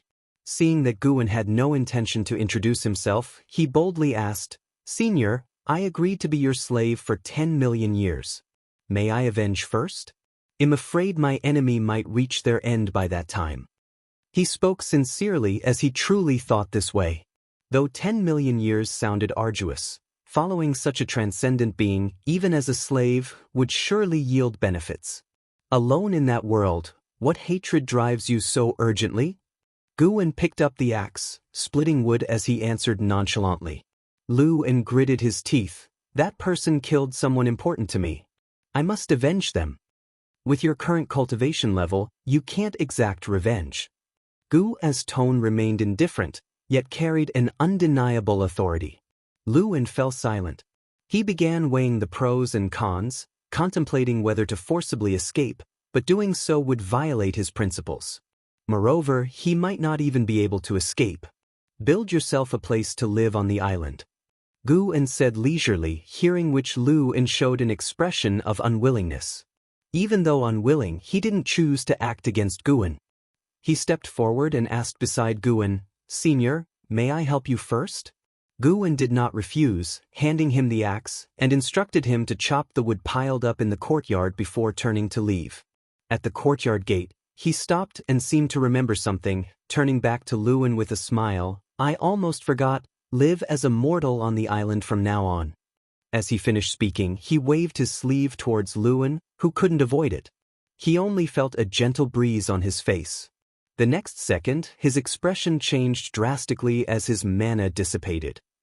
Not only that, but even his cultivation level vanished. He could no longer view his internal state, nor did he have divine sense, and even his chi power became feeble. Before he could speak, Guan left the courtyard. Luan opened his mouth but ultimately chose to continue splitting wood. Walking on the mountain path, Guan showed a look of appreciation. Though Luan had entered the demon Dao, his character was far steadier than Wei Yi's. Wei Yi remained naive and idealistic due to his experiences, whereas every choice Luan made was well considered. Thinking back to when the two first arrived at the heavenly Dao, Luan was much more lively compared to Wei Yi. As time passed, it seemed their personalities had swapped. Guan started to look forward to what waves Luan would stir upon returning to the 3,000 great worlds in 10 million years. He didn't calculate to leave himself some suspense. And so, day by day passed. Luan, having lost his cultivation level, couldn't escape even if he wanted. He hoped his demeanor would prompt Guan to release him sooner, but as time went by, even his greatest patience was wearing thin. 10 years later, on a stormy night, Luan stood before the pavilion of the courtyard, gritting his teeth. "Senior, I beseech you once more, release me to go back. After I take my revenge, I swear I will return." Boom! The sound of thunder erupted, overpowering even the noise of the rain. Guan's voice drifted from inside the house. With your current capability, how do you plan to take revenge? Do you know what kind of place this is, or how you'd return after going back? If you find any errors, ads pop up, ads redirect, broken links, non-standard content, etc., please let us know reports so we can fix it as soon as possible. Chapter 922, The Legend of Central Heaven. Upon hearing Gu An's words, Luan did not hesitate. He firmly said, "Even without my cultivation level, I will find a way to take revenge. I have a backup plan somewhere." "You want to rely on that magical treasure?" Gu An's voice floated out, and Lu An's pupils suddenly shrank, his body involuntarily trembling. He was truly shocked. How did this senior know he was hiding a supreme treasure? Was he bluffing? No matter what you rely on after saying so for thousands of years, then you must stay for thousands of years. Gu An's words rang out again, causing Lu An to furrow his brows, his expression turning grim. Lu An raised his hand, wanting to open the door and enter, but his hands dared not lay on the door. Even if his cultivation level was still there, he wouldn't be a match for this senior. If he offended the other party, the other might directly kill him. If he died, what was the point of revenge? After struggling for a while, Lu An ultimately lowered his head and left. The torrential rain soaked him, and his figure quickly disappeared into the night. After that night, Lu An never mentioned revenge again. Every day he would find Gu An waiting for him to assign tasks. Gu An never let him idle, making him chop wood continuously. Lu An did not refuse and chopped wood every day. He noticed that despite all the wood he chopped, there weren't many new buildings on the island. He understood that this was a test from the senior. The senior saved him, not to merely toy with him. Unable to return for revenge was indeed regretful, but at least he was alive. He did not resent Gu An for it, maintaining reverence and gratitude in his heart. The longer he stayed on the island, the fewer stray thoughts Lu An had. He gradually found meaning in staying, choosing to start over even though his cultivation level was lost. Thus, 1,000 years swiftly passed. Lu An continued chopping wood. His cultivation level recovered somewhat but was far from its peak. Gu An most of the time stayed within the pavilion, and Lu An dared not disturb him recklessly. Until one day, a cultivator flew in, landing on the island. Lu An, who was meditating while facing the sea, stood up to look at him. "Are you a human race member? Why are you alone on this isolated island?" The cultivator frowned and asked. He appeared to be in his 30s, wearing a cyan robe, and looked stern. As soon as he frowned, Lu An felt the overwhelming pressure. Alone? Lu An couldn't discern the other's cultivation level. His intuition told him that the person before him was stronger than anyone he had met, excluding the senior on the island. Such a formidable presence couldn't sense the senior's existence. How high must the senior's cultivation level be? "I crossed space, was severely injured, and lost my cultivation level, resting on this island," Lu An answered, not revealing the presence of Gu An. The cyan-robed Daoist immediately understood and said, "So you are an ascender. No wonder you are so weak.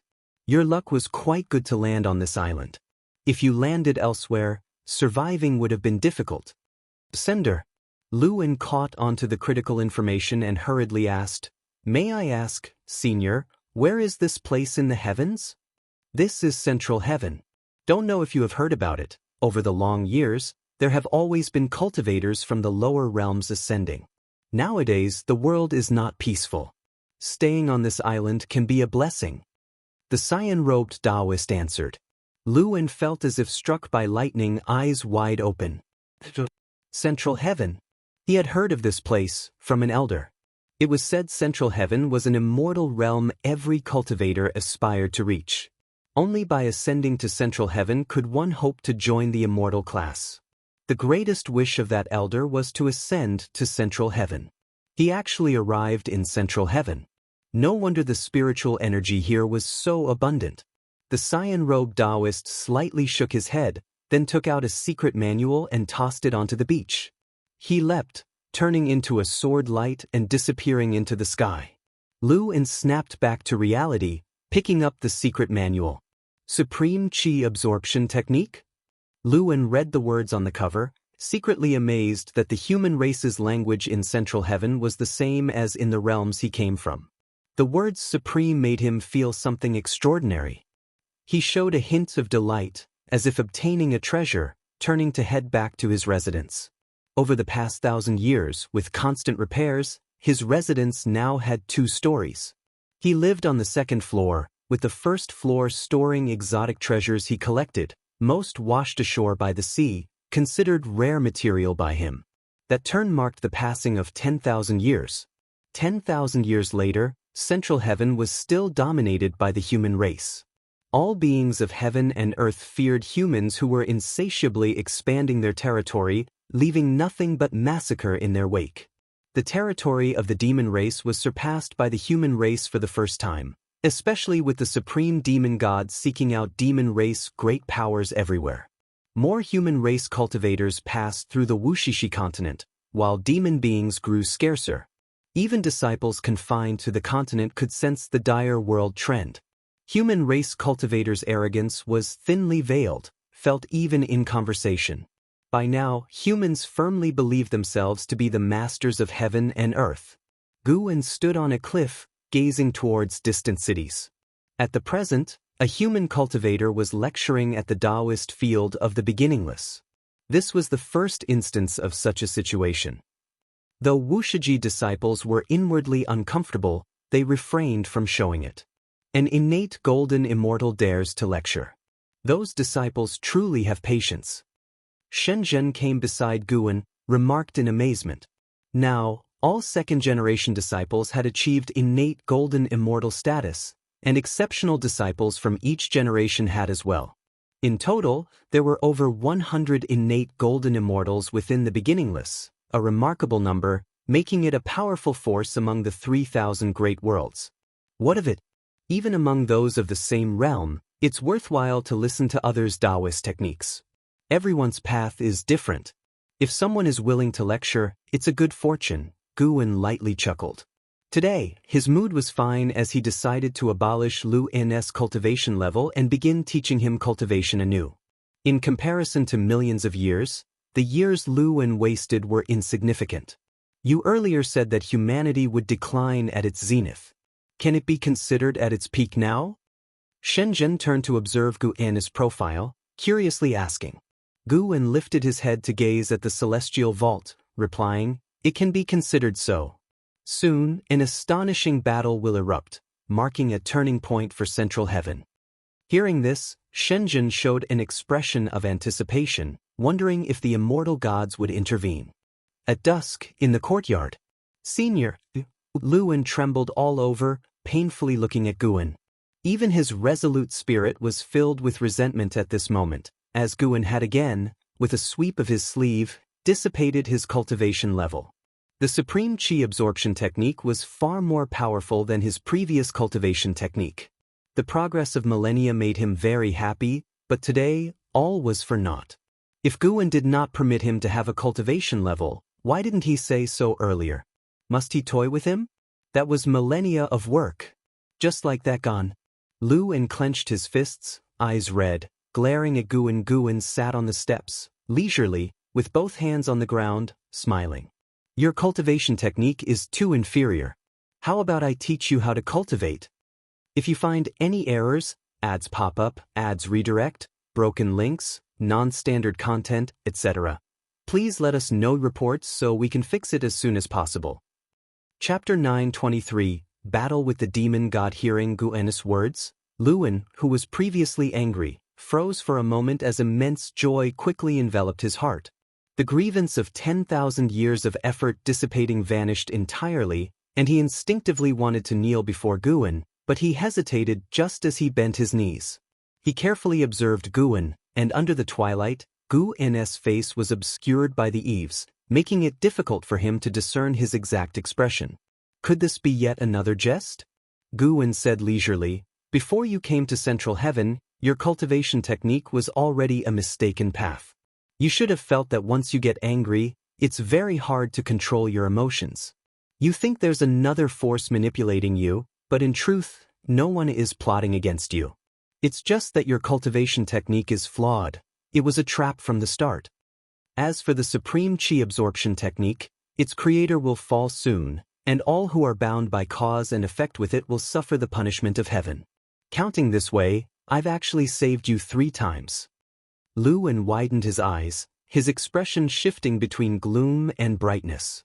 After a moment of thought, he knelt on the ground and kowtowed heavily toward Guan. The great grace of the senior, this junior will never forget. Luan bowed his head, speaking in a deep voice.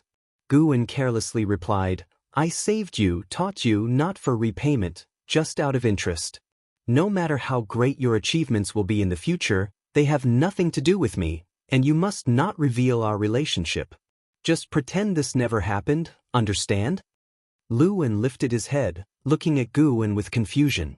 Why does this sound like a scene between Master Pudy and Sun Wukong? Luan thought secretly. Even after spending so many years together, he still didn't know how to respond, as he still couldn't grasp Gu An's personality and couldn't gauge Gu An's likes or dislikes. In daily life, Guan always smiled gently, but when abolishing his cultivation level he wouldn't hold back, and it was always very sudden. As Guan raised his right hand, Lu's body shrank in fear, instinctively wanting to retreat. Just as he steadied his posture, Guan pointed his index finger at him, immobilizing him entirely, with different figures manifesting and changing stances in his widened pupils. Just like that, Luan embarked on a brand new cultivation path. Guan created a set of unique cultivation techniques, divine skills, escape skills, and more for him. His days became enriched, filled with passion and vigor. Luan cultivated on the beach, accompanied by the sun and moon. Immersed in it, time flew by quickly. After receiving Guan's true teaching, Lu's cultivation's speed far surpassed before, completely dispelling the dissatisfaction in his heart. Compared to his current cultivation, everything from before was not worth mentioning. In the blink of an eye, 1,000 years passed by. On this day, Luan was cultivating beside a sea turtle, facing the sea, when suddenly he opened his eyes, frowning. He looked toward the far end of the sea horizon, seeing the celestial vault gradually turning red, and the wind between heaven and earth was intensifying, with spiritual energy becoming restless, making him feel uneasy. The sea turtle beside him opened its eyes, protruding its head and extending its neck, seemingly trying to see what exactly was happening far away. Unfortunately, with Lu's cultivation level, he couldn't detect the source of that terrifying aura. After watching for a while, he closed his eyes, intending to continue his cultivation. But the aura from afar grew increasingly overwhelming, preventing him from calming his heart, with fear and uneasiness in his heart intensifying. Thinking it over, Luan got up and walked toward the mountain. The mountain wasn't high, and it wasn't long before he arrived within the courtyard. He did not see Guan, nor could he sense Guan's presence, but he wasn't surprised. His inability to sense was due to his own insufficient cultivation level. He respectfully bowed toward the pavilion, saying, "Senior, where does this pressure come from? What is about to happen?" Several breaths later, Guan's voice emerged from within the pavilion. "The immortal gods are besieging the supreme demon god." Supreme demon god? Supreme? Luan seemed to think of something, his expression changing slightly, cautiously asking, "Could it be that the supreme qi absorption technique I previously cultivated originated from the supreme demon god?" The words demon god did not sound like good news. He also remembered Guan saying that all those bound by cause and effect with the creator of the supreme qi absorption technique would suffer the punishment of heaven. This compelled him to sympathize with the cultivator who passed on the technique to him. Even though they only chatted briefly, meeting at a whim, that person shared the cultivation technique with him. Such goodwill was rarely encountered. Even though he sympathized, he had no means to offer help. He certainly couldn't ask Guan to save that person. Such an act was too absurd. He was not like his old friend Wei Yi. When he thought of Wei Yi, the gloom in Lu's heart lifted entirely. When he returned to the human world, he would show Wei Yi how formidable he had become. To this day, his relationship with Wei Yi remained good. However, with the eternal conflict between righteousness and demons, they could only maintain contact covertly. Following Guan's cultivation, the demonic qi within him had dissipated. Now, anyone who saw him would find it hard to determine he was a demon cultivator, making him very much look forward to Wei Yes' expression upon seeing him. Lu En still wished to inquire more, but thought it over, ultimately deciding to bow and take his leave. When it comes to matters involving the immortal gods, he felt it was wise to ask less to avoid inviting trouble. After he left, Guan took a step back into the Wuxia continent, where a play was about to unfold in the city. He found it very intriguing and wanted to witness it with his own eyes.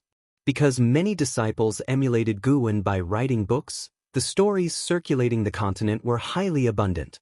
Therefore, some disciples had a spur-of-the-moment idea to enact these wonderful stories, experiencing the emotions of the characters in the process, and the viewers found it enjoyable. As a result, it became a cultural tradition, unique at least within Central Heaven, with only Wuxia having such a culture. The battle between the immortal gods and the supreme demon god was earth-shattering, with the battle's overwhelming pressure constantly spreading, eventually covering the entire Central Heaven.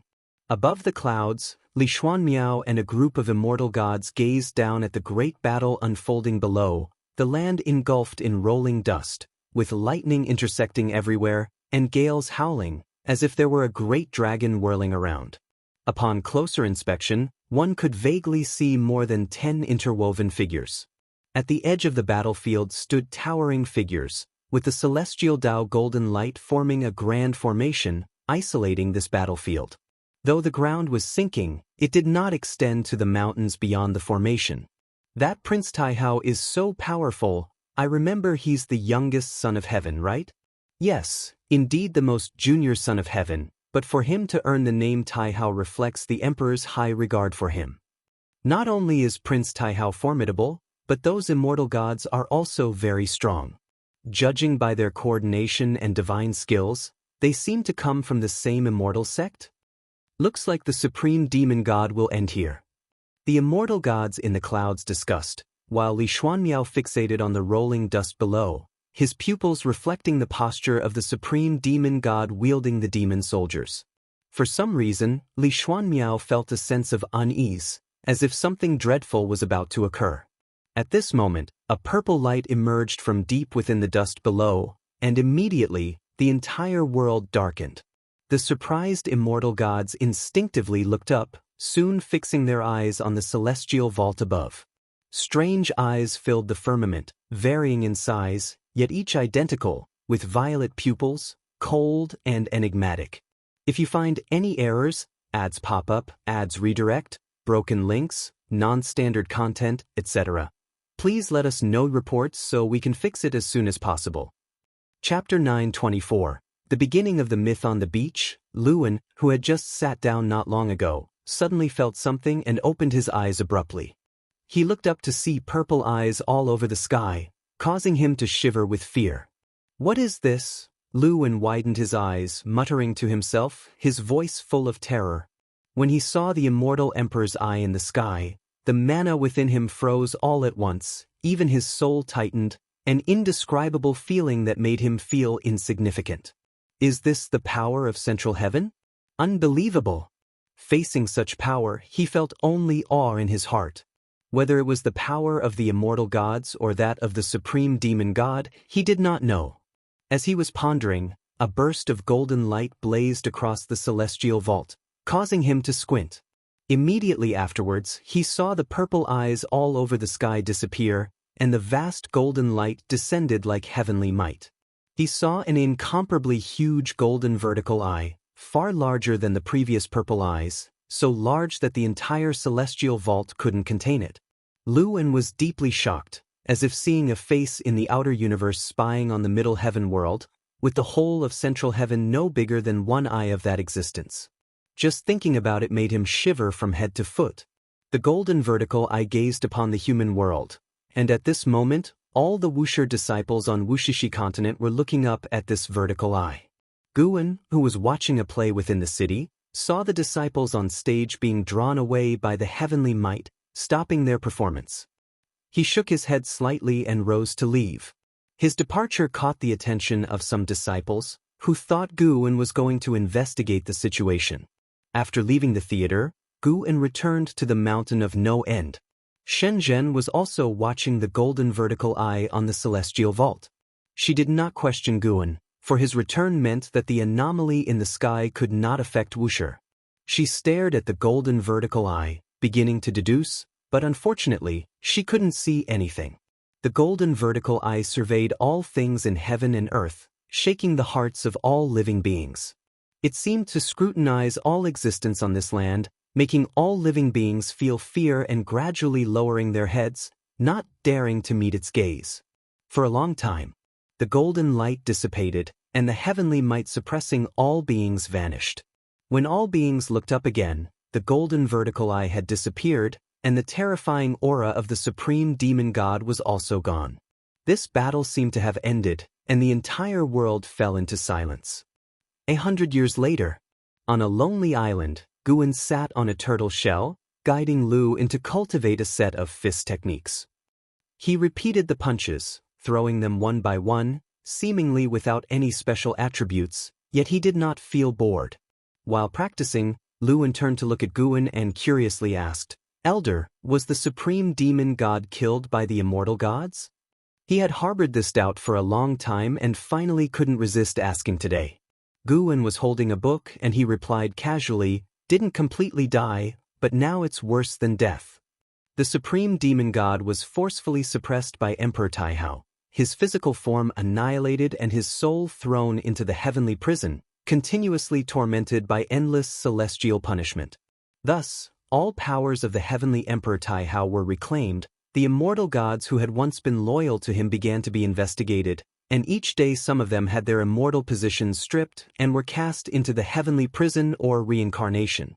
One day in heaven equaled a year on earth, and now the celestial court remained in turmoil as the news of the supreme demon god being vanquished by the immortal gods continued to spread through central heaven.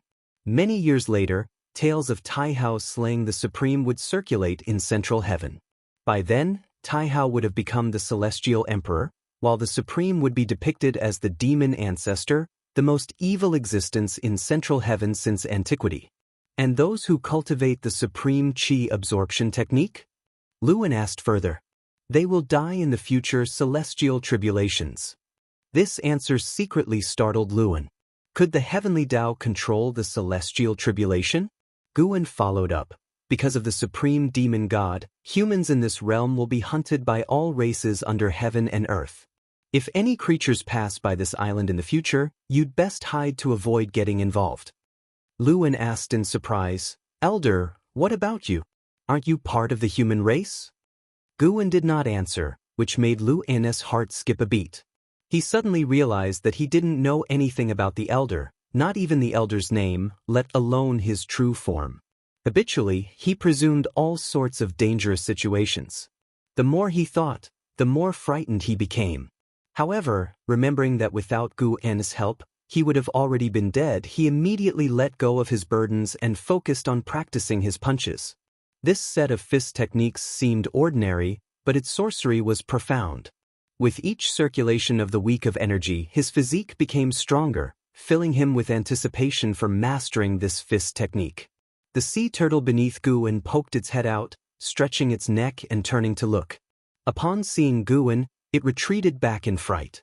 Luan secretly marveled at this scene. This turtle had powerful chi blood, which even made Luan feel alarmed. Yet, it was so timid that it wouldn't fight. Whenever it saw a living thing, it would retract into its shell. It truly was a curiosity. Previously, he thought this turtle was raised by the elder. Now, it seemed the turtle, like him, was trapped in this place. The sun shone brightly as the world and its forces changed like the shifting clouds. Hundreds of years later, the news of the supreme demon god being annihilated spread completely, and the world entered even greater chaos as the demon race began slaughtering humans on a large scale.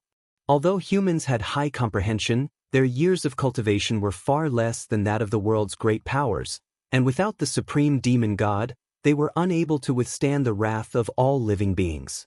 In less than 1,000 years, humans were nearly exterminated. Fortunately, some immortal gods stood out in time, announcing to all living beings the prohibition of further killings of humans, thus putting an end to this catastrophe. Even with the warning of the immortal gods in place, The demon race still held profound apprehension towards humans and closely monitored them to prevent their resurgence. The practice of demons eating humans continued daily, albeit not on such a widespread scale. Rumble. Thunderclouds rolled and one bolt of heavenly lightning after another fell, striking the stormy waves, twisting the space above the ocean. A dark purple spatial rift appeared, growing rapidly, suspended between the sky and sea. Two figures stepped out from within, Zhang Buku and Suyu. The two moved forward in the air, with thousands of lightning bolts falling on them, unable to pose any threat. Suyu walked in the air, looking around and raising an eyebrow, such a heavy murderous aura. It seems Central Heaven just went through a calamity. Zhang Buku showed no expression. He wore a large robe, with hair reaching the robe's hem, looking more inscrutable than Suyu. It's the same old war between humans and demons. It seems Central Heaven is no different from the Great Thousand World. Zhang Buku spoke coldly. He once belonged to a half-human, half-demon race and held great disdain for the hatred between the demon race and the human race. He couldn't understand why two races capable of immortal cultivation had to keep slaughtering each other. Later, he ceased contemplating it. To him, humans and demons were the same. If they dared block his path, he wouldn't hold back. Where do we go next? Suyu turned to look at him, asking with a cheerful smile. After many years of cultivation in the underworld, their relationship had reversed, with Suyu now taking Zhang Buku as the backbone, acting according to Zhang Buku's will. If you find any errors, ads pop up, ads redirect, broken links, non-standard content, etc., please let us know reports so we can fix it as soon as possible. Chapter 925. Inch Island. First, let's meet the great power of the demon race in this realm and see what they are capable of. Zhang Buku stared ahead, answering expressionlessly. Upon hearing this, Suyu's smile became even brighter as he eagerly anticipated Zhang Buku showcasing his strength now. He wanted to see if Central Heaven, known as the center of the heavenly Tao, could withstand Zhang Buku's brilliance. The two stepped forward into the air, their figures started to shimmer, constantly moving, and soon disappeared beyond the celestial vault. Zhang Buku's arrival was spotted by Guan, who was picking medicinal herbs. Watching the current Zhang Buku, he felt a tinge of emotion. Truly, he seemed like a different person. The Zhang Buku now possessed the demeanor of a great power and carried an intimidating aura. After the conclusion of the battle between immortals and demons, the Nine Nether Emperor was severely wounded, yet the Celestial Emperor bestowed him a chance. The cost was the Celestial Court beginning to take over the underworld. As Central Heaven developed, the Celestial Court also attacked the underworld, establishing the order of ghosts and gods. This time Zhang Buku came to Central Heaven as a rightful representative of the underworld to spread the Tao, leaving behind the legend of the 6 paths of reincarnation. As long as he didn't go too far, the immortal gods wouldn't stop him. If the future remains unchanged, Zhang Buku will become an ancient myth of Central Heaven, his name to be remembered forever. Regardless of how one sees it, Zhang Buku is considered to have attained the Tao. Guan no longer needs to be so concerned for him. It's worth mentioning that Zhang Buku has already found his father Zhang Chuanqiu in reincarnation.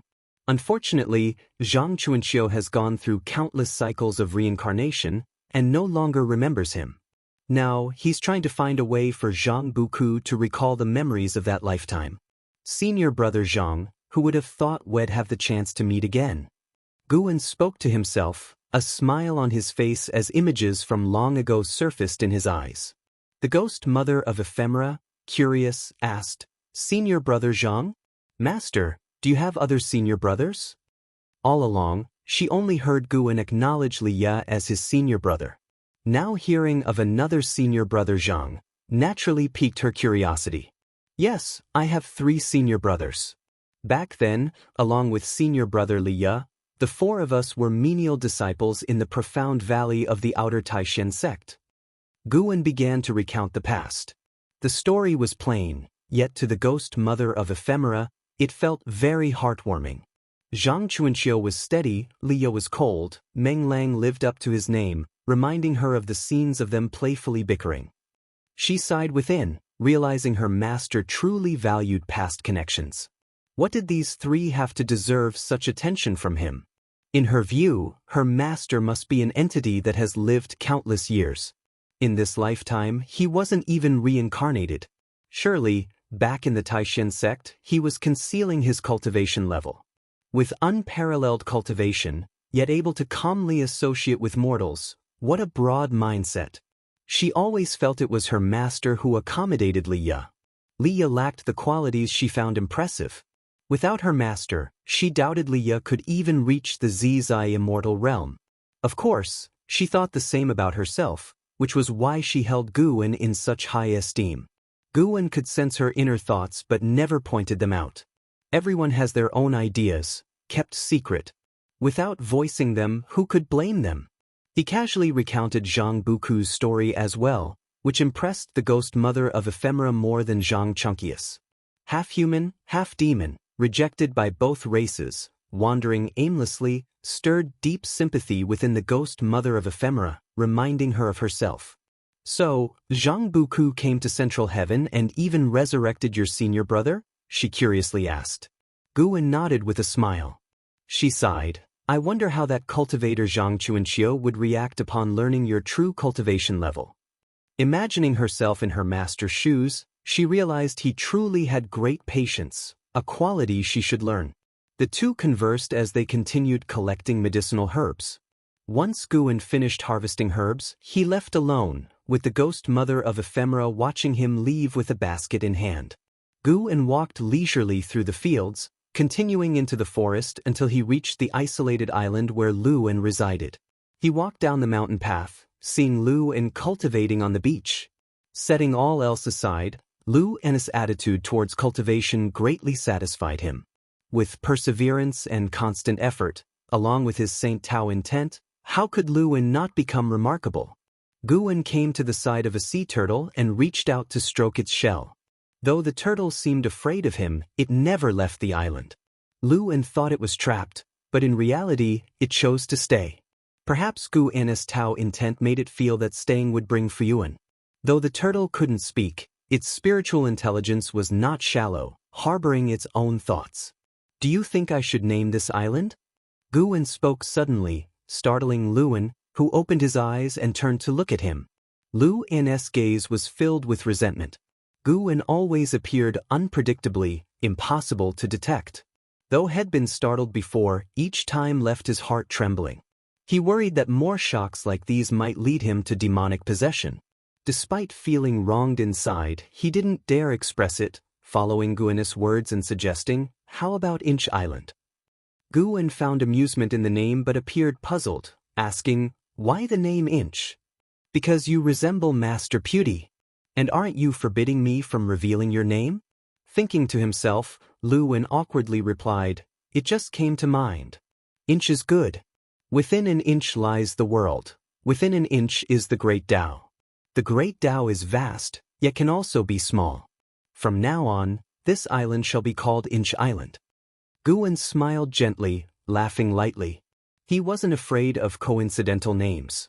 Chinese mythology should be fictional. Even if there were real figures, they couldn't be that powerful.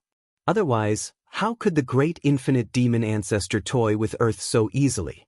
Noticing Guwen agree to the name, Lu's expression turned peculiar. "Continue cultivating. Make the most of your time. Don't wait till you leave, then regret not cherishing the present," Guwen said lazily, then turned to walk in another direction.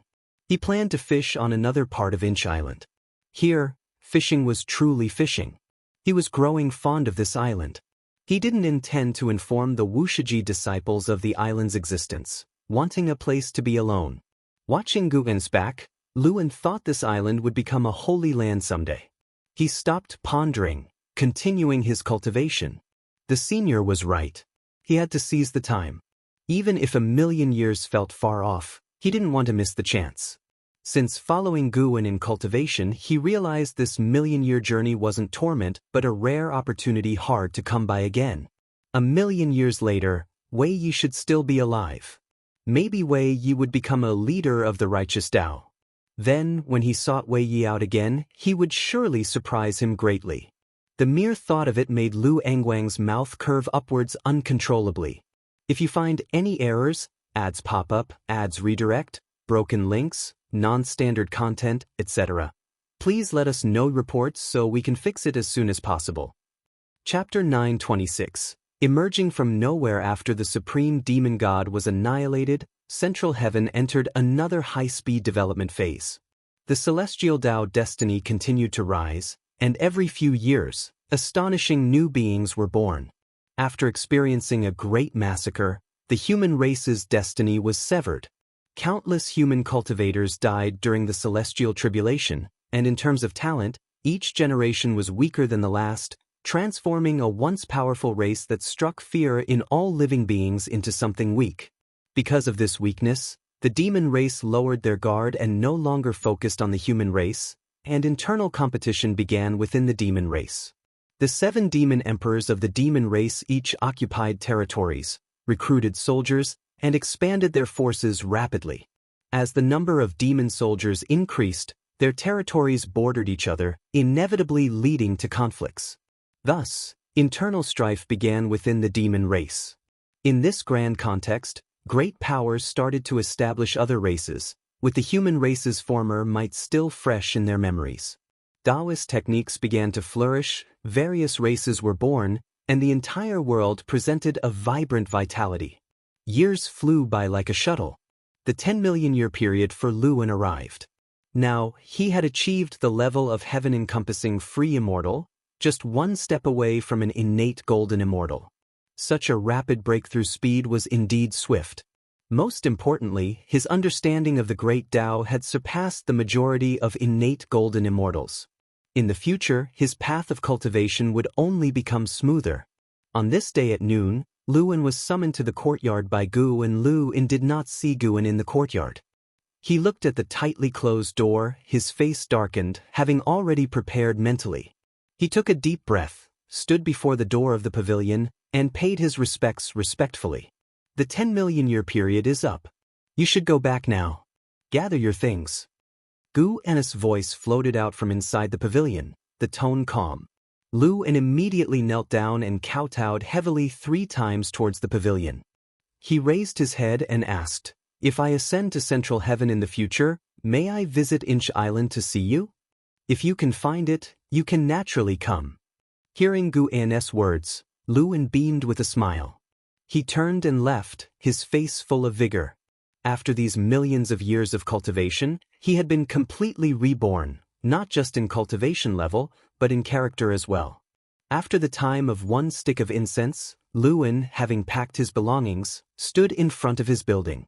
Looking at the building that had accompanied him for millions of years, his eyes were full of reluctance. After you go back, don't be so extreme, don't trust others too easily, and definitely don't stray off the right path. A voice came from behind him. He saw a blue-robed youth with a turtle shell on his back approaching. The youth had a handsome face, fair skin, like a scholar, exuding an elegant aura. He was the timid sea turtle who took human form millions of years ago and became extremely close to Luin had shared all his experiences with him. Luin turned to the blue-robed youth and laughed, "Xuanwu, you better wait for me. The next time we meet, we must settle who's superior."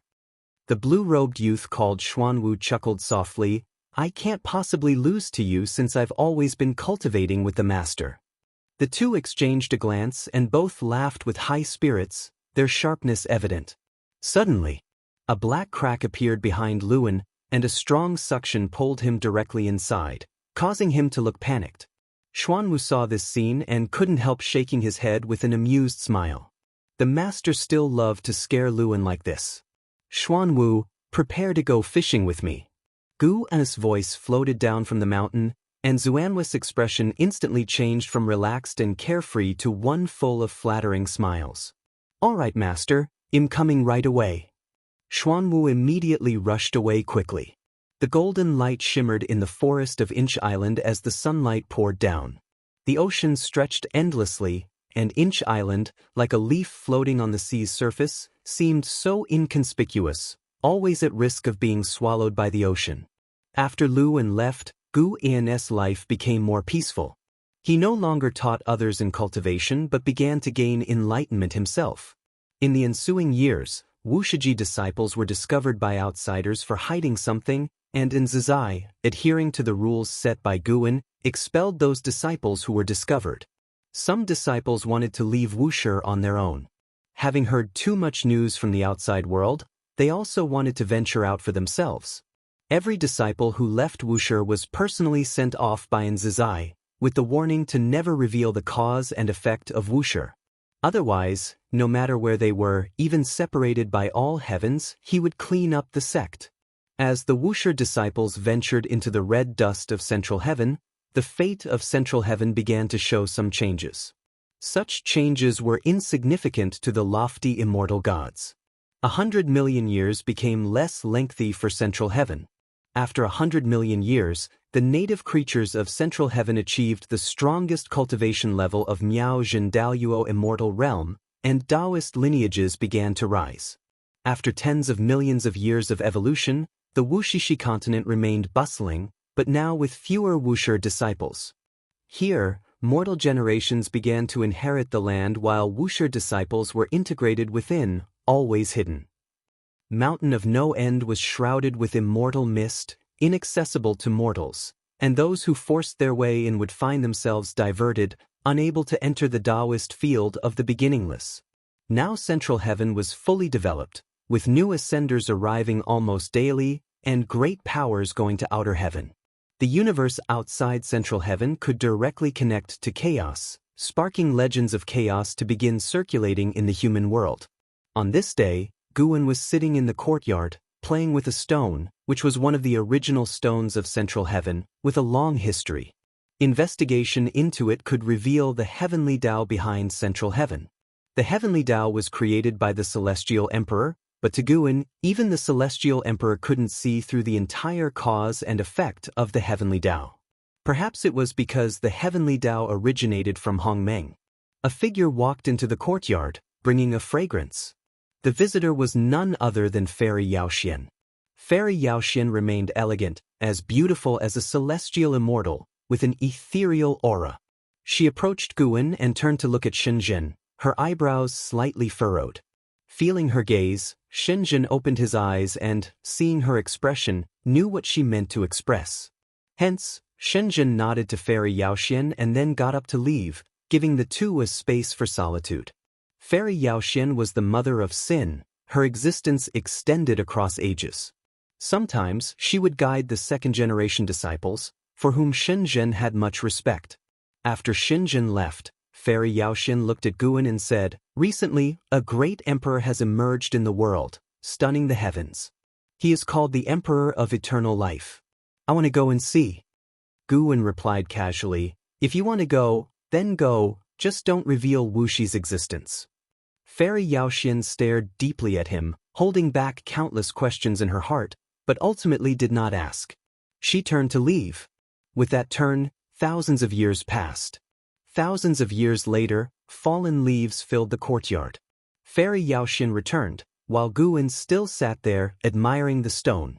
Shenzhen saw Fairy Yaoxian return and immediately got up to leave.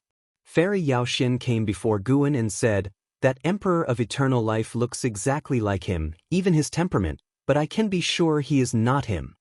If you find any errors, ads pop up, ads redirect, broken links, non-standard content, etc., please let us know reports so we can fix it as soon as possible."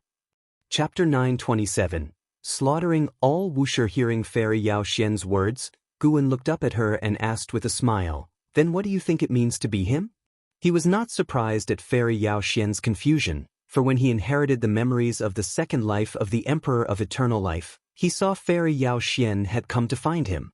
In the memories, Fairy Yaoxian traveled a long distance to listen to him lecturing with other cultivators, and after the lecture, she sought him out. She did not express any feelings, but rather asked some questions, and then left calmly. Now, the person known across Central Heaven as the Emperor of Eternal Life is indeed Guan, merely the Guan in the lifespan reincarnation. Once the lifespan reincarnation ends, the life of the Emperor of Eternal Life begins. As long as Guan does not appear before the Emperor of Eternal Life, this reincarnated life will become true. Fairy Yao Xian looked at Guwen but did not answer, only her eyes showed some lingering resentment. Guwen tossed the stone in his hand to her and said, "This stone is one of the original stones of Central Heaven, containing the true essence of the heavenly Tao. By scrutinizing it, you may realize the wonders of the great Tao creating the universe and the world. Perhaps you can find the essence of your own existence through it." Fairy Yao Xian looked at the stone in her hand, her brows furrowed. This stone looks so ordinary, can it truly help comprehend the heavenly Tao? Guwen stood up and said with a smile, "The Emperor of eternal life you desire is in your heart, is that not enough? Originally, you did not live for someone, you also have your own Tao-seeking goals, do you not?" Having said that, Guwen stepped forward, brushing past her shoulder. Fairy Yao Xian lowered her head, and after Guwen walked out of the courtyard, she clenched the stone tightly in her hand and turned to leave. The Emperor of Eternal Life is renowned throughout the world, his prestige immense, but to Central Heaven he is not yet the most dazzling existence. As Guwen walked down the mountain road, he could hear the name most frequently mentioned by the beings on the continent. A dragon. Dragon Emperor. This was the first dragon born in Central Heaven, born full with the Tai Ching golden immortal realm perfection, its dragon might vast, causing countless races to feel instinctive fear. This dragon also has an associated magical treasure, a dragon spear. Having been born for less than 10,000 years, it crossed into the heaven-opening Daoist immortal realm, achieving Miaozhen Daoist immortal in less than 100,000 years. Compared to Central Heaven's history, it is still very young, but it has already ranked among the top in the world. The Dragon Emperor is very arrogant, having already declared he will become the strongest in Central Heaven. He will challenge each dojo in the world to prove himself. The news spread across the world, reaching this continent as well. Guwen, however, is not interested in the Dragon Emperor, for the future of the Dragon Emperor is already within his sight. The Dragon Emperor is destined to yield under the Celestial Court. After ranking in the Immortal class, the Dragon Emperor will lose his brilliance, just like those immortal gods, forever a puppet of the heavenly Tao rules, forced to endure even when his descendants are slaughtered. Central Heaven, a land of heroes, Guwen finds it quite amusing, as if watching a series of films. Though he will not partake in worldly conflicts, should outsiders attempt to destroy the Wuxia continent, he would strike, for should the disciples be forced to take action, they would undoubtedly expose their cultivation level. In these circumstances, the continent gradually spread tales of immortals, with the mountain of no end shrouded in immortal mist, preventing outsiders from entering. Unconsciously, rumors arose saying an immortal mountain, inhabited by immortals, concealed within the mist. The Wuxia disciples discovered the ancestor protecting the continent, making them more relaxed, for as the Central Heaven spirits grew stronger, they also feared strong enemies invading, forcing them to reveal their true cultivation. With the ancestors' protection, they can exert themselves without worry. Some disciples even started crafting legends of the ancestor. No one dared mention the name of ancestor Master Wuxia, but stories of immortals based on his experiences spread widely across the continent. To date, 3/10 of the disciples have left the continent, and most disciples left of their own will. Guwen saw some Wuxia disciples establishing schools, successfully gaining a foothold in Central Heaven. It's worth noting that despite Central Heaven's development to this day, no native being has ascended to immortality, and there will be an even greater conflict in the future. Though the supreme demon god has cast a shadow over Central Heaven, the destruction he brought was not much. The human race flourished despite his ferocity, without any powerful force treating the world as a chessboard for conflict. Tao Emperor, are you finally unable to hold back? Guwen muttered to himself, a smile of anticipation appearing on his face. Amidst the vast immortal mist stood a towering peak. At its summit lay a courtyard, where Wuxia, dressed in black, was practicing before a great cauldron. Inside the cauldron were 3 large incense sticks, from which blue smoke rose, swirling above the courtyard. Wuxia frowned deeply, a faint golden pattern appeared on his forehead, and his mana began to escape, with a Dharma aspect manifesting. The Dharma aspect bore a domineering demeanor, radiating an unrivaled aura. Suddenly, A figure appeared next to Wuxia seemingly out of nowhere, placing a hand on his shoulder. Wuxia opened his eyes sharply, the Dharma aspect on his body dissipating instantly. He turned to see Enzizai standing beside him, and his brows relaxed. Enzizai frowned at him and said, "Demonic possession? Your aura just now almost disturbed the continent." Nowadays, the continent is no longer occupied solely by the Wuxiji disciples. Although the Mountain of No End has become an immortal name, should there be truly overwhelming aura spreading out, it would certainly invite trouble. Wuxia's eyes flashed with confusion, and he couldn't help but ask, "Did I lose control just now? Didn't you notice?" "No, I thought I was in enlightenment. My consciousness had entered the great Tao." "It seems your enlightenment took a wrong path," Enzizai said seriously. In terms of cultivation level, he was currently slightly weaker than Wuxia, but if it came to a fight to the death, he had absolute confidence to defeat Wuxia. Wuxia also thought the same of him, so Wuxia always listened earnestly to his opinions. Wuxia looked up at Enzizai and asked, "Ancestor, can you tell me what happened to me just now?" Enzizai did not conceal anything, explaining everything he saw. After listening, Wuxia raised his hand to touch his forehead, his heart full of doubt. Enzizai looked at him, also feeling a sense of amazement. The ancestor once said that Wuxia hid even greater cause and effect. What could it possibly be? Though Enzizai was curious, he did not inquire, for he was powerless to address it. He hoped Wuxia would find the root by himself. How can a person of great power not understand themselves? Wuxia turned back, closed his eyes, and pondered carefully, while Enzizai quietly guarded by his side. Soon, Wuxia's mind again immersed into the great Tao. His mana once more uncontrolledly overflowed, and a mysterious Dharma aspect began to manifest. Enzizai watched this Dharma aspect, his eyes full of vigilance. This Dharma aspect's form was unlike Wuxia's. He was puzzled in secret. Who is this? Seeing Wuxia's aura grow stronger, Enzizai had to act again, waking Wuxia. As soon as Wuxia opened his eyes, he showed a look of terror. He looked up at Enzizai and said with a trembling voice, "Ancestor, I seem to have caused trouble. He is coming to find me and wants to slaughter all of Wuxia. If you find any errors, ads pop up, ads redirect, broken links, non-standard content, etc., please let us know reports so we can fix it as soon as possible." Chapter 928, Heaven Sent Providence? Who? So arrogant? Enzizai's face suddenly turned gloomy, for someone dared to threaten Wuxia, which was the greatest insult to him. Who dared to boast they would slaughter all of Wuxia? In his heart there was no fear, only anger. Wuxia tried hard to calm himself, recalling he said, "I also don't know who he is a Daoist emperor, he forced me to accept his power, I felt something was amiss and refused. Afterwards, he threatened me, saying he would come to me himself, to annihilate those of the same path as me." Those of the same path made Wuxia think it referred to fellow disciples of Wuxia.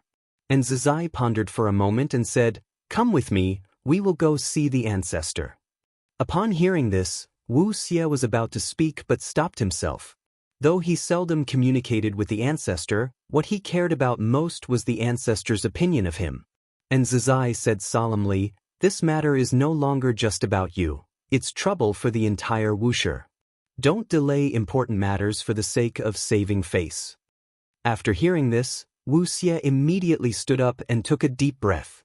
Thus, the two left the mountain peak, heading to the Mountain of No End to find Guan Efa Webnov. However, Guan was not at the Mountain of No End, so they could only wait for his return outside the courtyard. They waited for several days. When Guan returned, Enzizai was the first to welcome him. "Don't worry, you continue cultivating. I will personally handle the trouble for Wuxia," Guan said with a smile, leaving Enzizai slightly stunned. Before Enzizai could respond, Guan stepped forward and entered the courtyard. Wuxia watched Guan walk past him, instinctively opening his mouth. "Ancestor, that person is a Daoist." He hadn't finished speaking when he saw Guan raise his hand, signaling him to stop speaking. He could only pause, staring blankly as Guan entered the courtyard. Once Guan's figure disappeared from their sight, Wuxia turned his head to look at Nzizai, his face full of bafflement. Nzizai, however, smiled and said, "Then continue cultivating. This shows that all the cause and effect of that person is within the ancestor's view." Saying this, Nzizai's eyes were filled with expectation. He wanted to see the scene where that arrogant person knelt before the ancestor to beg for mercy. Wuxia had always known the ancestor was strong, but exactly how strong he wasn't sure, yet the feeling the mysterious Daoist emperor gave him sent chills through him. With his current cultivation level facing that Daoist emperor, he couldn't muster any resistance, as if he was confronting the great Dao itself. "Is it really okay?" Wuxia thought anxiously, frowning deeply. Nzizai didn't say much to comfort Wuxia. He just patted Wuxia's shoulder and turned to leave. Wuxia looked back at the courtyard. The pavilion belonging to the ancestor had its doors and windows all closed. He could only suppress the unease in his heart and leave as well. In the years that followed, Wuxia found that he no longer encountered that Daoist emperor, and his enlightenment returned to its former smooth and tranquil state. He suspected it was the ancestor's doing, allowing him to completely let go of his inner unease and focus on cultivation. Rather than relying on the ancestor's protection, he more wished to be the one who protected Wuxia. The sky was filled with red clouds. A large river spanned across the wilderness, dividing the land in two. The river's waters surged and roared, stirring up rows of splashes on both banks, magnificently grand, the momentum overwhelming. On one of the riverbanks, Liya and Martial Resolution sat drinking together, with a small table between them laden with cakes and fruits, very exquisite. Having finished a cup of wine, Martial Resolution praised, "Brother Li, I didn't expect you to have such elegance. At our cultivation level, we have long practiced fasting. Few people are like you, preparing wine and snacks." Liya laughed and replied, "I learned it from junior brother Gu. No matter how high his cultivation, wherever he goes, he always has the leisure to enjoy everything, appreciating the world with a mortal's perspective. I find it quite right. After all, we are all mortal, that's our starting point." Speaking of Guan, Martial Resolution also felt deeply, sighing, "I wonder where Brother Gu is now." "Don't worry, with Central Heaven's development trend, he will surely come eventually. With his kind of personality, he seems not to like being in the limelight, but in reality he loves to be part of the excitement," Liya said with a chuckle. Meeting Martial Resolution in Central Heaven brought him both surprise and deep emotions. Without Guan, perhaps neither he nor Martial Resolution would have reached here. Although he wasn't clear on how Martial Resolution came here, intuition told him it certainly had something to do with Gu, and Martial Resolution shared the same thought, both pervaded with confidence, but they wouldn't deny Guan's significance to them. The distance between Central Heaven and the celestial spirit great world was incredibly vast. The two hadn't seen each other for hundreds of millions of years, yet reuniting here, the fate brought new sensations to their Dao hearts. After discussing Guan, Martial Resolution mentioned a major event happening in the world today, curiously asking, "That Xuanji Emperor challenges the Dragon Emperor and wants to propagate the Primordial Dao Emperor. What do you think? What are his chances?" The Primordial Dao Emperor is a kind of great Dao destiny, influenced by Guan, which Martial Resolution and Liya unintentionally embarked upon. They never associated the Primordial Dao Emperor with Guan because the Primordial Dao Emperor was so profound, akin to the immortal position of the immortal gods, as if it was the great Dao itself, naturally existing. Liya restrained his smile, contemplating seriously, and said, "I've met both the Dragon Emperor and the Xuanji Emperor. Although the Dragon Emperor's talent is daunting, I feel Xuanji Emperor has a higher chance of winning. After all, that guy once traversed the path of the great Dao, leaving behind a great reputation in the 3,000 great worlds, his battle experience incomparable to the Dragon Emperor." Martial Resolution nodded and said, "I also hope he can win. If the Primordial Dao Emperor spreads in Central Heaven, it will be beneficial to your and my cultivation. The Primordial Dao Emperor is a kind of great Dao destiny. The more cultivators, the stronger they are, the stronger it becomes, and the more it helps the cultivators in return. The Primordial Dao Emperor can aid them in better enlightenment, making it an important support in their cultivation, both holding great anticipation for it." Just then, A flake of golden snow descended from the sky, landing between them. They looked up, discovering a sky filled with red clouds was snowing a golden snow. The golden snow fell on the table, transforming into golden chi and dissipating soundlessly. Martial Resolution raised an eyebrow. "This snow is extraordinary, did you feel it?" Liya squinted at the tabletop, where the golden chi left no traces, pondering. "It contains the spiritual energy of the Tao origin, it's a great fortune." Both immediately sat cross-legged, beginning to cultivate energy and perceive it. This golden snow fell increasingly heavily, covering all central heaven, with its scope expanding and growing denser. Inch Island. Xuanwu meditated alone on the beach, looking up to feel the golden snow, murmuring, "Could it be another prodigy is born?" Throughout the endless years, celestial phenomena emerged one after another, some terrifying to all beings, some bestowing opportunities upon them, making him accustomed to such events. If you find any errors, ads pop up, ads redirect, broken links, non-standard content, etc., please let us know reports so we can fix it as soon as possible. Chapter 929. Transcending the Heavenly Tao. The golden snow fell for 7 days and 7 nights. Upon landing, it transformed into mist and dissipated without a trace. No water, no other marks, and the earth remained unchanged, but all living beings between heaven and earth were blessed by its grace.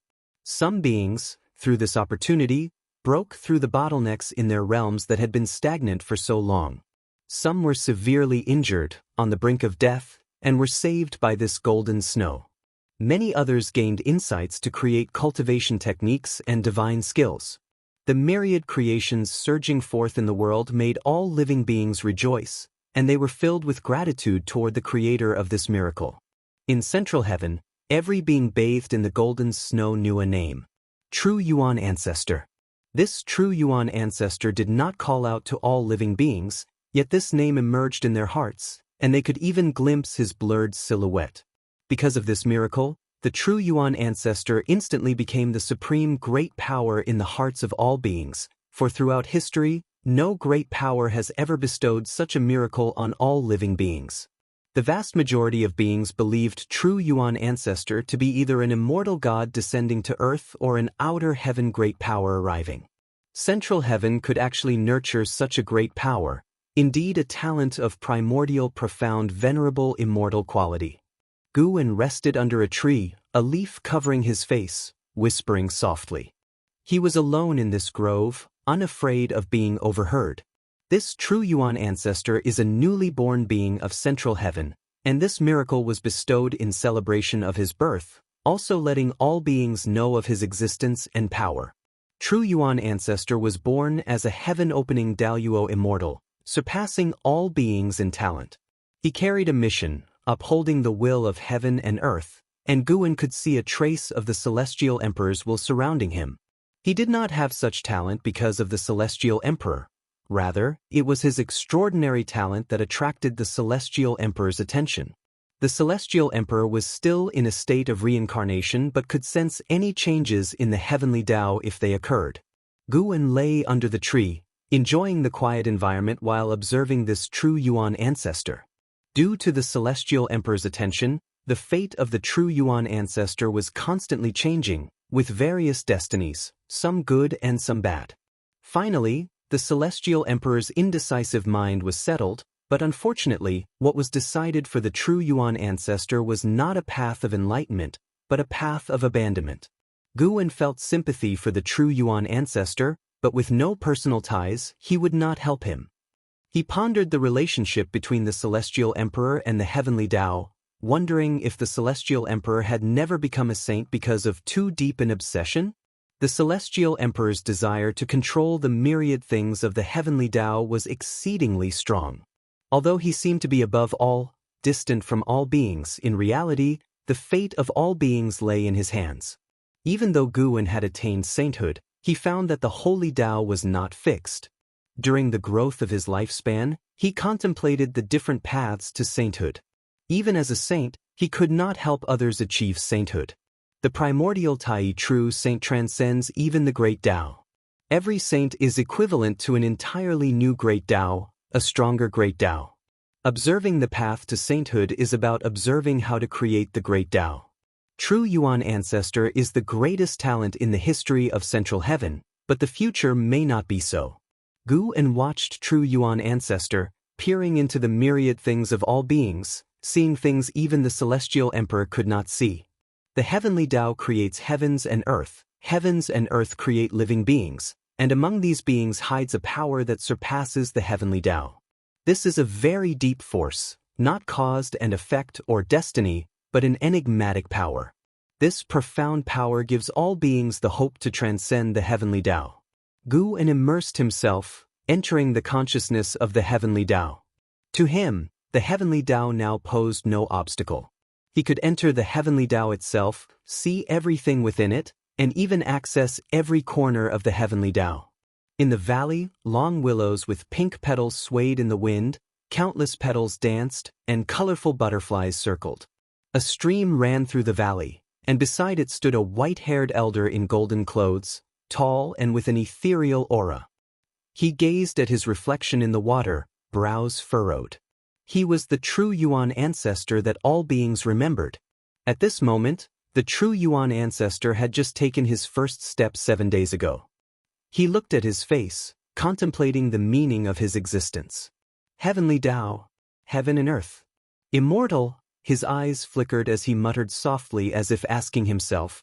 In these 7 days he had consolidated his cultivation level, becoming a true heaven-opening Daoist immortal, but he had received many memories in his mind as if they were innate. He was born with a mission, but he felt a deep resistance to this mission from within. He was filled with curiosity about heaven and earth, and this curiosity broke through all shackles. He understood what a Daoist immortal was, and precisely because of this, he could not accept having any mission, seeing it as a form of bondage. Is it truly my own thoughts, or has heaven and earth, even the heavenly Tao, imposed them upon me? These words of the true Yuan ancestor were not spoken aloud. He felt that doing so would bring trouble. For some reason, from the moment he first opened his eyes, although he was curious about heaven and earth, there was also a deep-seated vigilance. He felt the presence of countless atmospheres on earth, but none were the same as his own, none felt akin. He even wanted to obliterate those atmospheres because they caused him discomfort. After much thought, True Yuan ancestor turned and walked out of the valley. He walked slowly, contemplating every step. True Yuan ancestor bestowed Fuyuan upon all beings, yet they did not know of his resistance toward them. In the years that followed, those grateful to him continually sang his praises, revered him like a god, and he heard these remarks while among the world, but he took no joy in them, becoming more vigilant instead. He always felt as if everything he saw and heard was guiding him. There was a certain force wishing for him to be grateful and compassionate toward those weaker atmospheres, a certain will wanting to determine his thoughts, which made him increasingly uncomfortable. His pace began to quicken, interacting with no other being, as if fleeing from a celestial net. Thousands of years later, he arrived at the ocean. The beings atop the ocean were many, but there were few distractions, bringing him a bit of comfort. Though he was comforted, Gu En was not.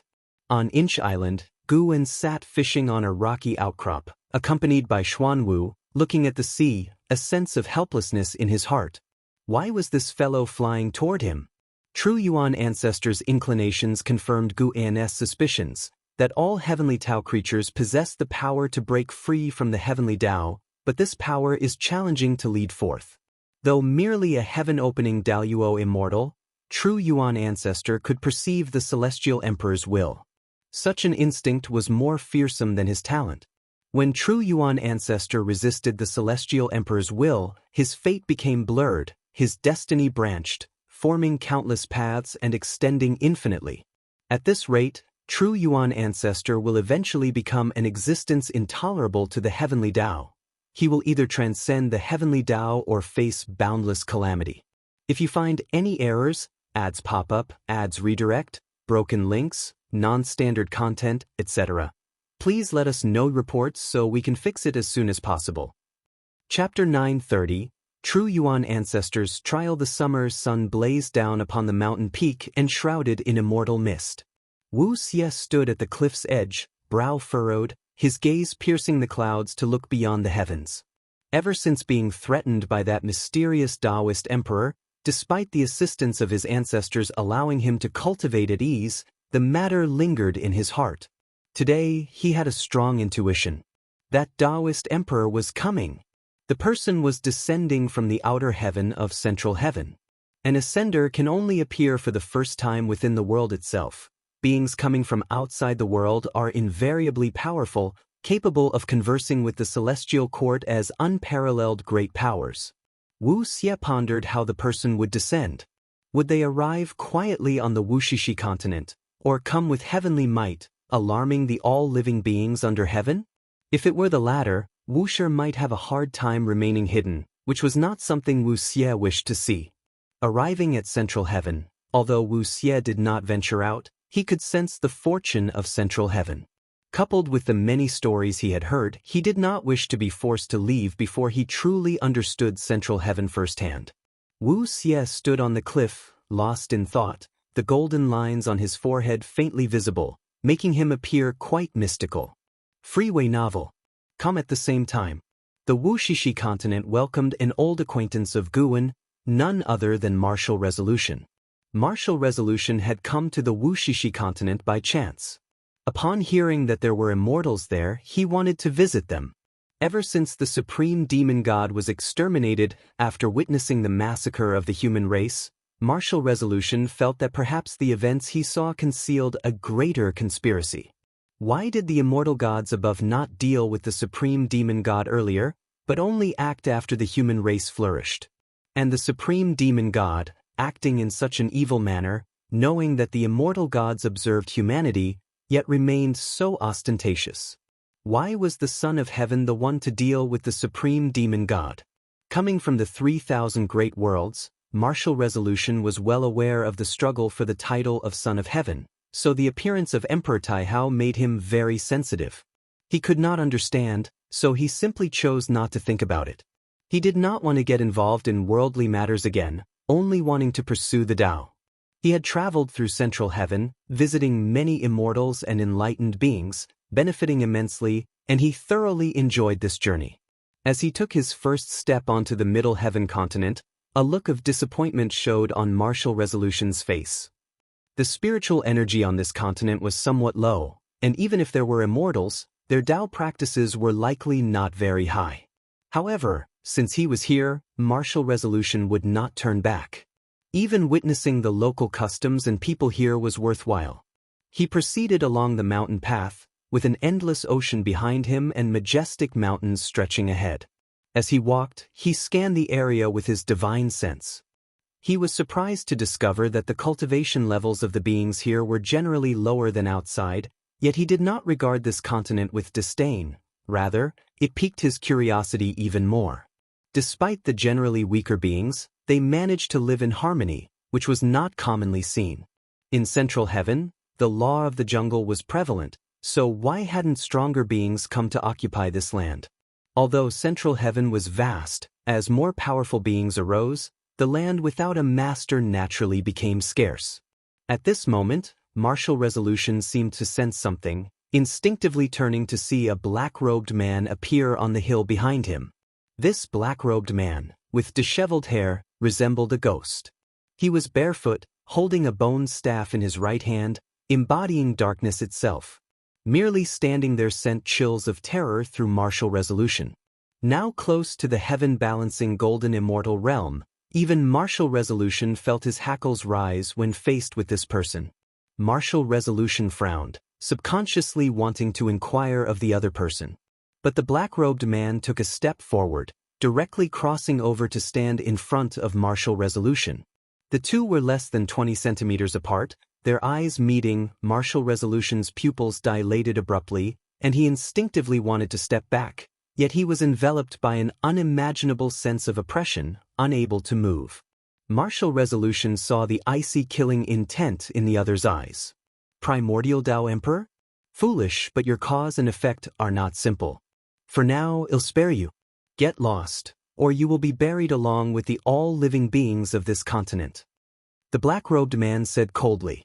As the words fell, Martial Resolution breathed a sigh of relief, stumbling back a few steps, fear etched upon his face. The black-robed man snorted coldly, turning into a black wind that swept past Martial Resolution.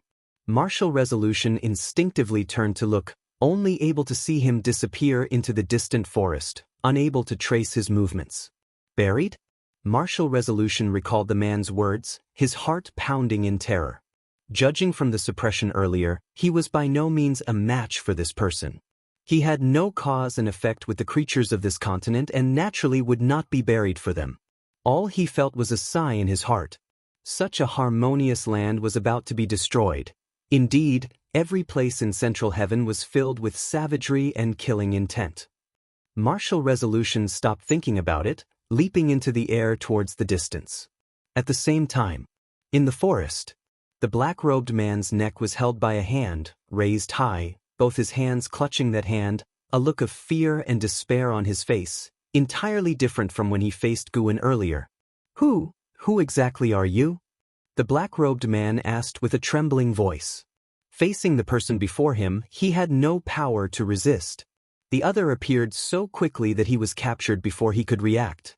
Guan held the black-robed man, an amused smile on his face as if discovering an interesting toy.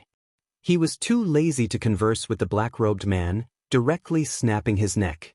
The black-robed man's eyes bulged, and then he quickly shrank, falling into Guan's hand, transforming into a crooked-necked wooden figurine clad in black clothes, resembling a puppet. Guan hung this wooden figure on his belt, then turned to leave. As for Martial Resolution's departure, Guan felt no regret. He did not want to meet Martial Resolution just yet. Since the supreme demon god was exterminated, Martial Resolution's mood had remained heavy, and amid such emotions, his limit on lifespan continued to increase, with his future Dao practice limit also rapidly rising. This was Martial Resolution's own fortune. Before he walked out of it himself, Guan would not meet him. After taking 7 steps, Guan arrived at Inch Island. He stood on the cliff of Inch Island, his gaze fixed on the distant ocean. Under his watch, rolling thunderclouds gathered over the ocean, as if a storm was imminent. He smiled, tossing the wooden figure hanging from his waist lightly in that direction. I give you a test to see if you can pass through him. Guan murmured softly. He spoke of the true Yuan ancestor. The true Yuan ancestor had come because he felt that the heavenly Daoist suppression was weak here at Inch Mountain, which would undoubtedly bring some trouble to Inch Island. However, a meeting of fate was at hand, and Guan was willing to give him a chance. This black-robed man was no simpleton. He was a genuine Dao extreme Daoyuo Immortal, also a Daoist emperor. He was a servant of the creator of the Daoist emperor, here to force out Guan, trying to expose Guan to the celestial Dao immortal gods. Unfortunately, this creator had underestimated Guan's Dao practice. As for why he did not dare to show himself, it was because he too feared the celestial court. The heavenly Dao did not allow him. The true Yuan ancestor was merely a heaven-opening Daoyuo Immortal, by no means a match for the Dao extreme Daoyuo Immortal, so Guan had laid some plans to force that creator to show himself. Guan could directly find that creator, but he hoped even more that the creator would walk before him, to perish in shock and despair, the price for scheming against him. If you find any errors, ads pop up, ads redirect, broken links, non-standard content, etc., please let us know report so we can fix it as soon as possible. Chapter 931. Tai Chi Emperor. In the midst of the storm, the true Yuan ancestor walked forward through the air, his white hair flowing in the wind, golden clothes fluttering, his expression resolute, staring straight ahead. His gaze suddenly fell towards the west. Following his gaze, amidst the raging waves, there was a small island standing quietly, regardless of how fierce the surrounding waves were. This island was never inundated. He hesitated for a moment, then flew towards that small island. He didn't deliberately fly into this sea region, but encountered sudden changes in the weather along his way. At first, he didn't pay attention, but later he couldn't fly out of this sea region, realizing that he might have inadvertently entered a forbidden area set by the rules of heaven and earth. There are many such forbidden areas, created by the rules, causing creatures to lose direction, or to sink into decadence and rot, with effects that vary.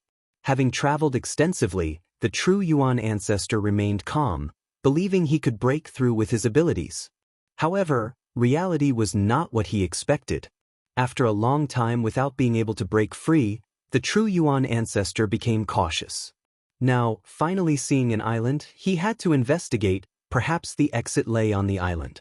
He quickly flew onto the island, hovering in the air, frowning as he inspected, soon drawn to a particular spot on the island.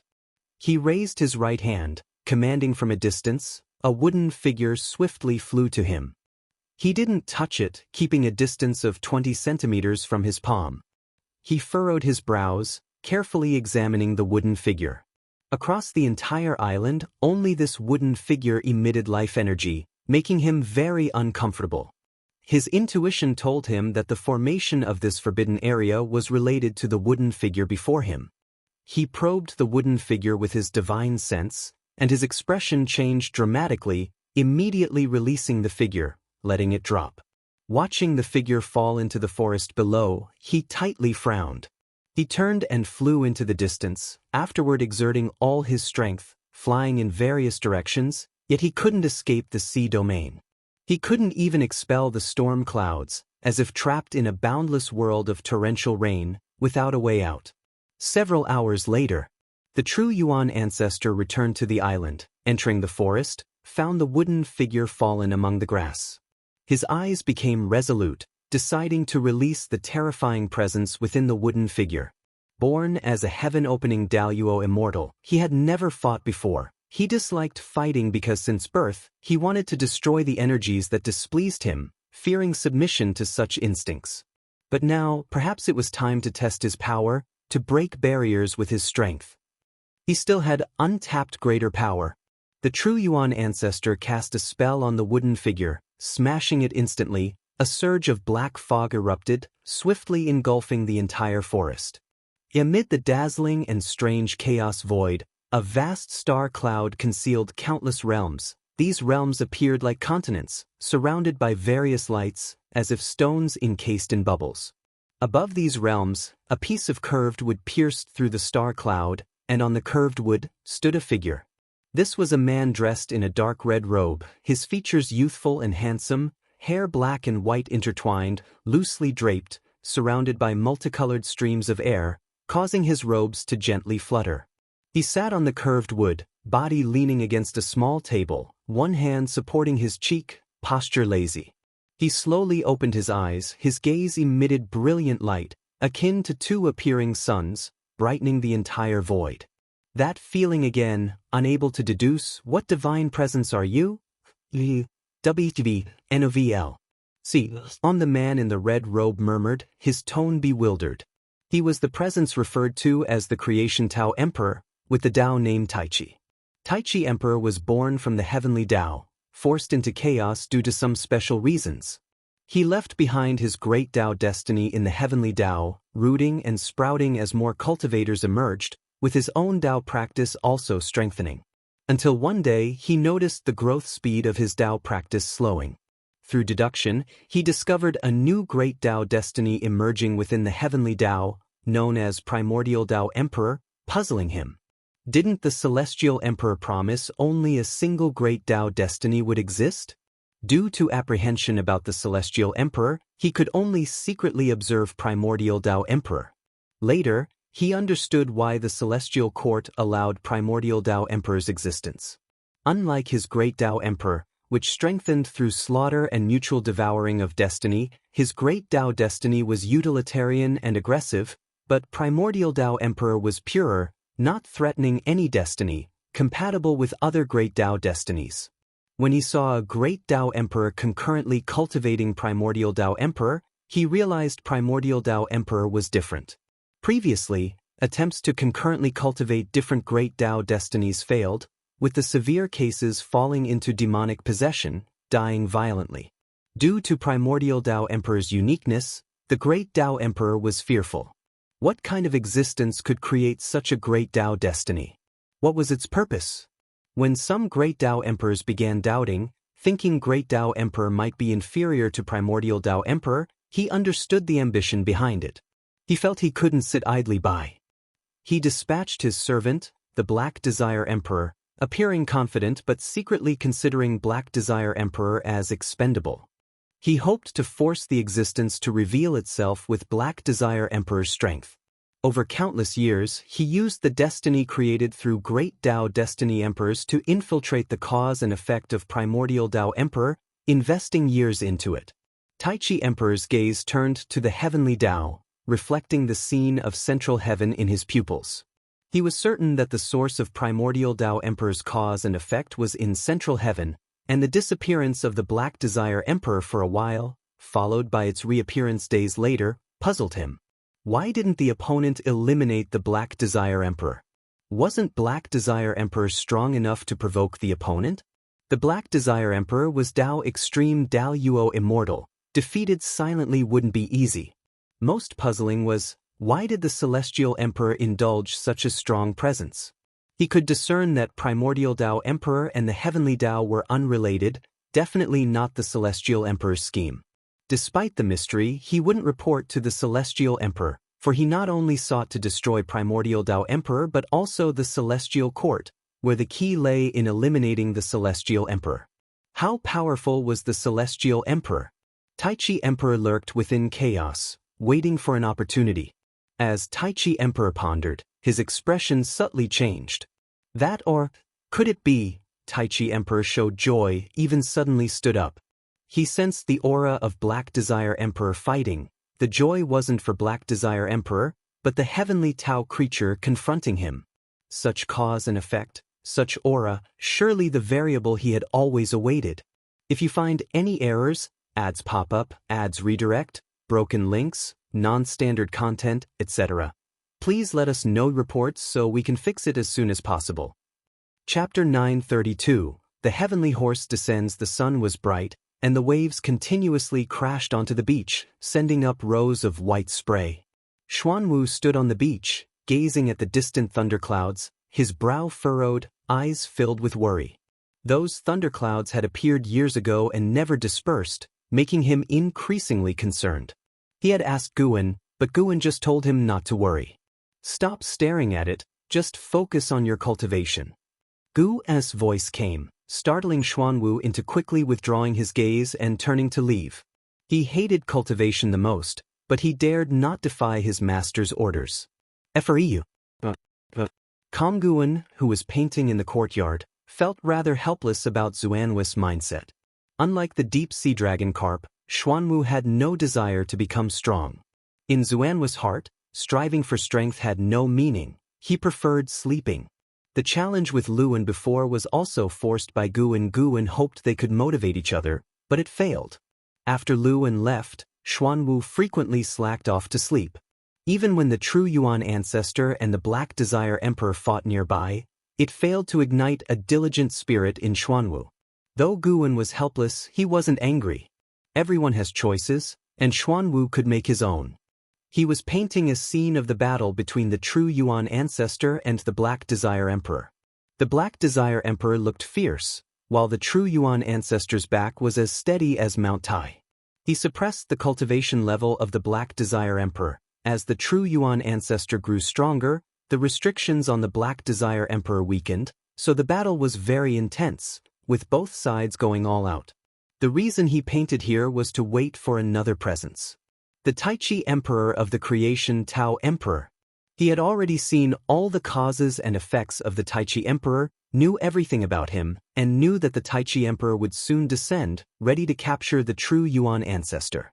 Guan painted while watching the battle, feeling quite leisurely. He now increasingly understood the feelings of the Celestial Emperor.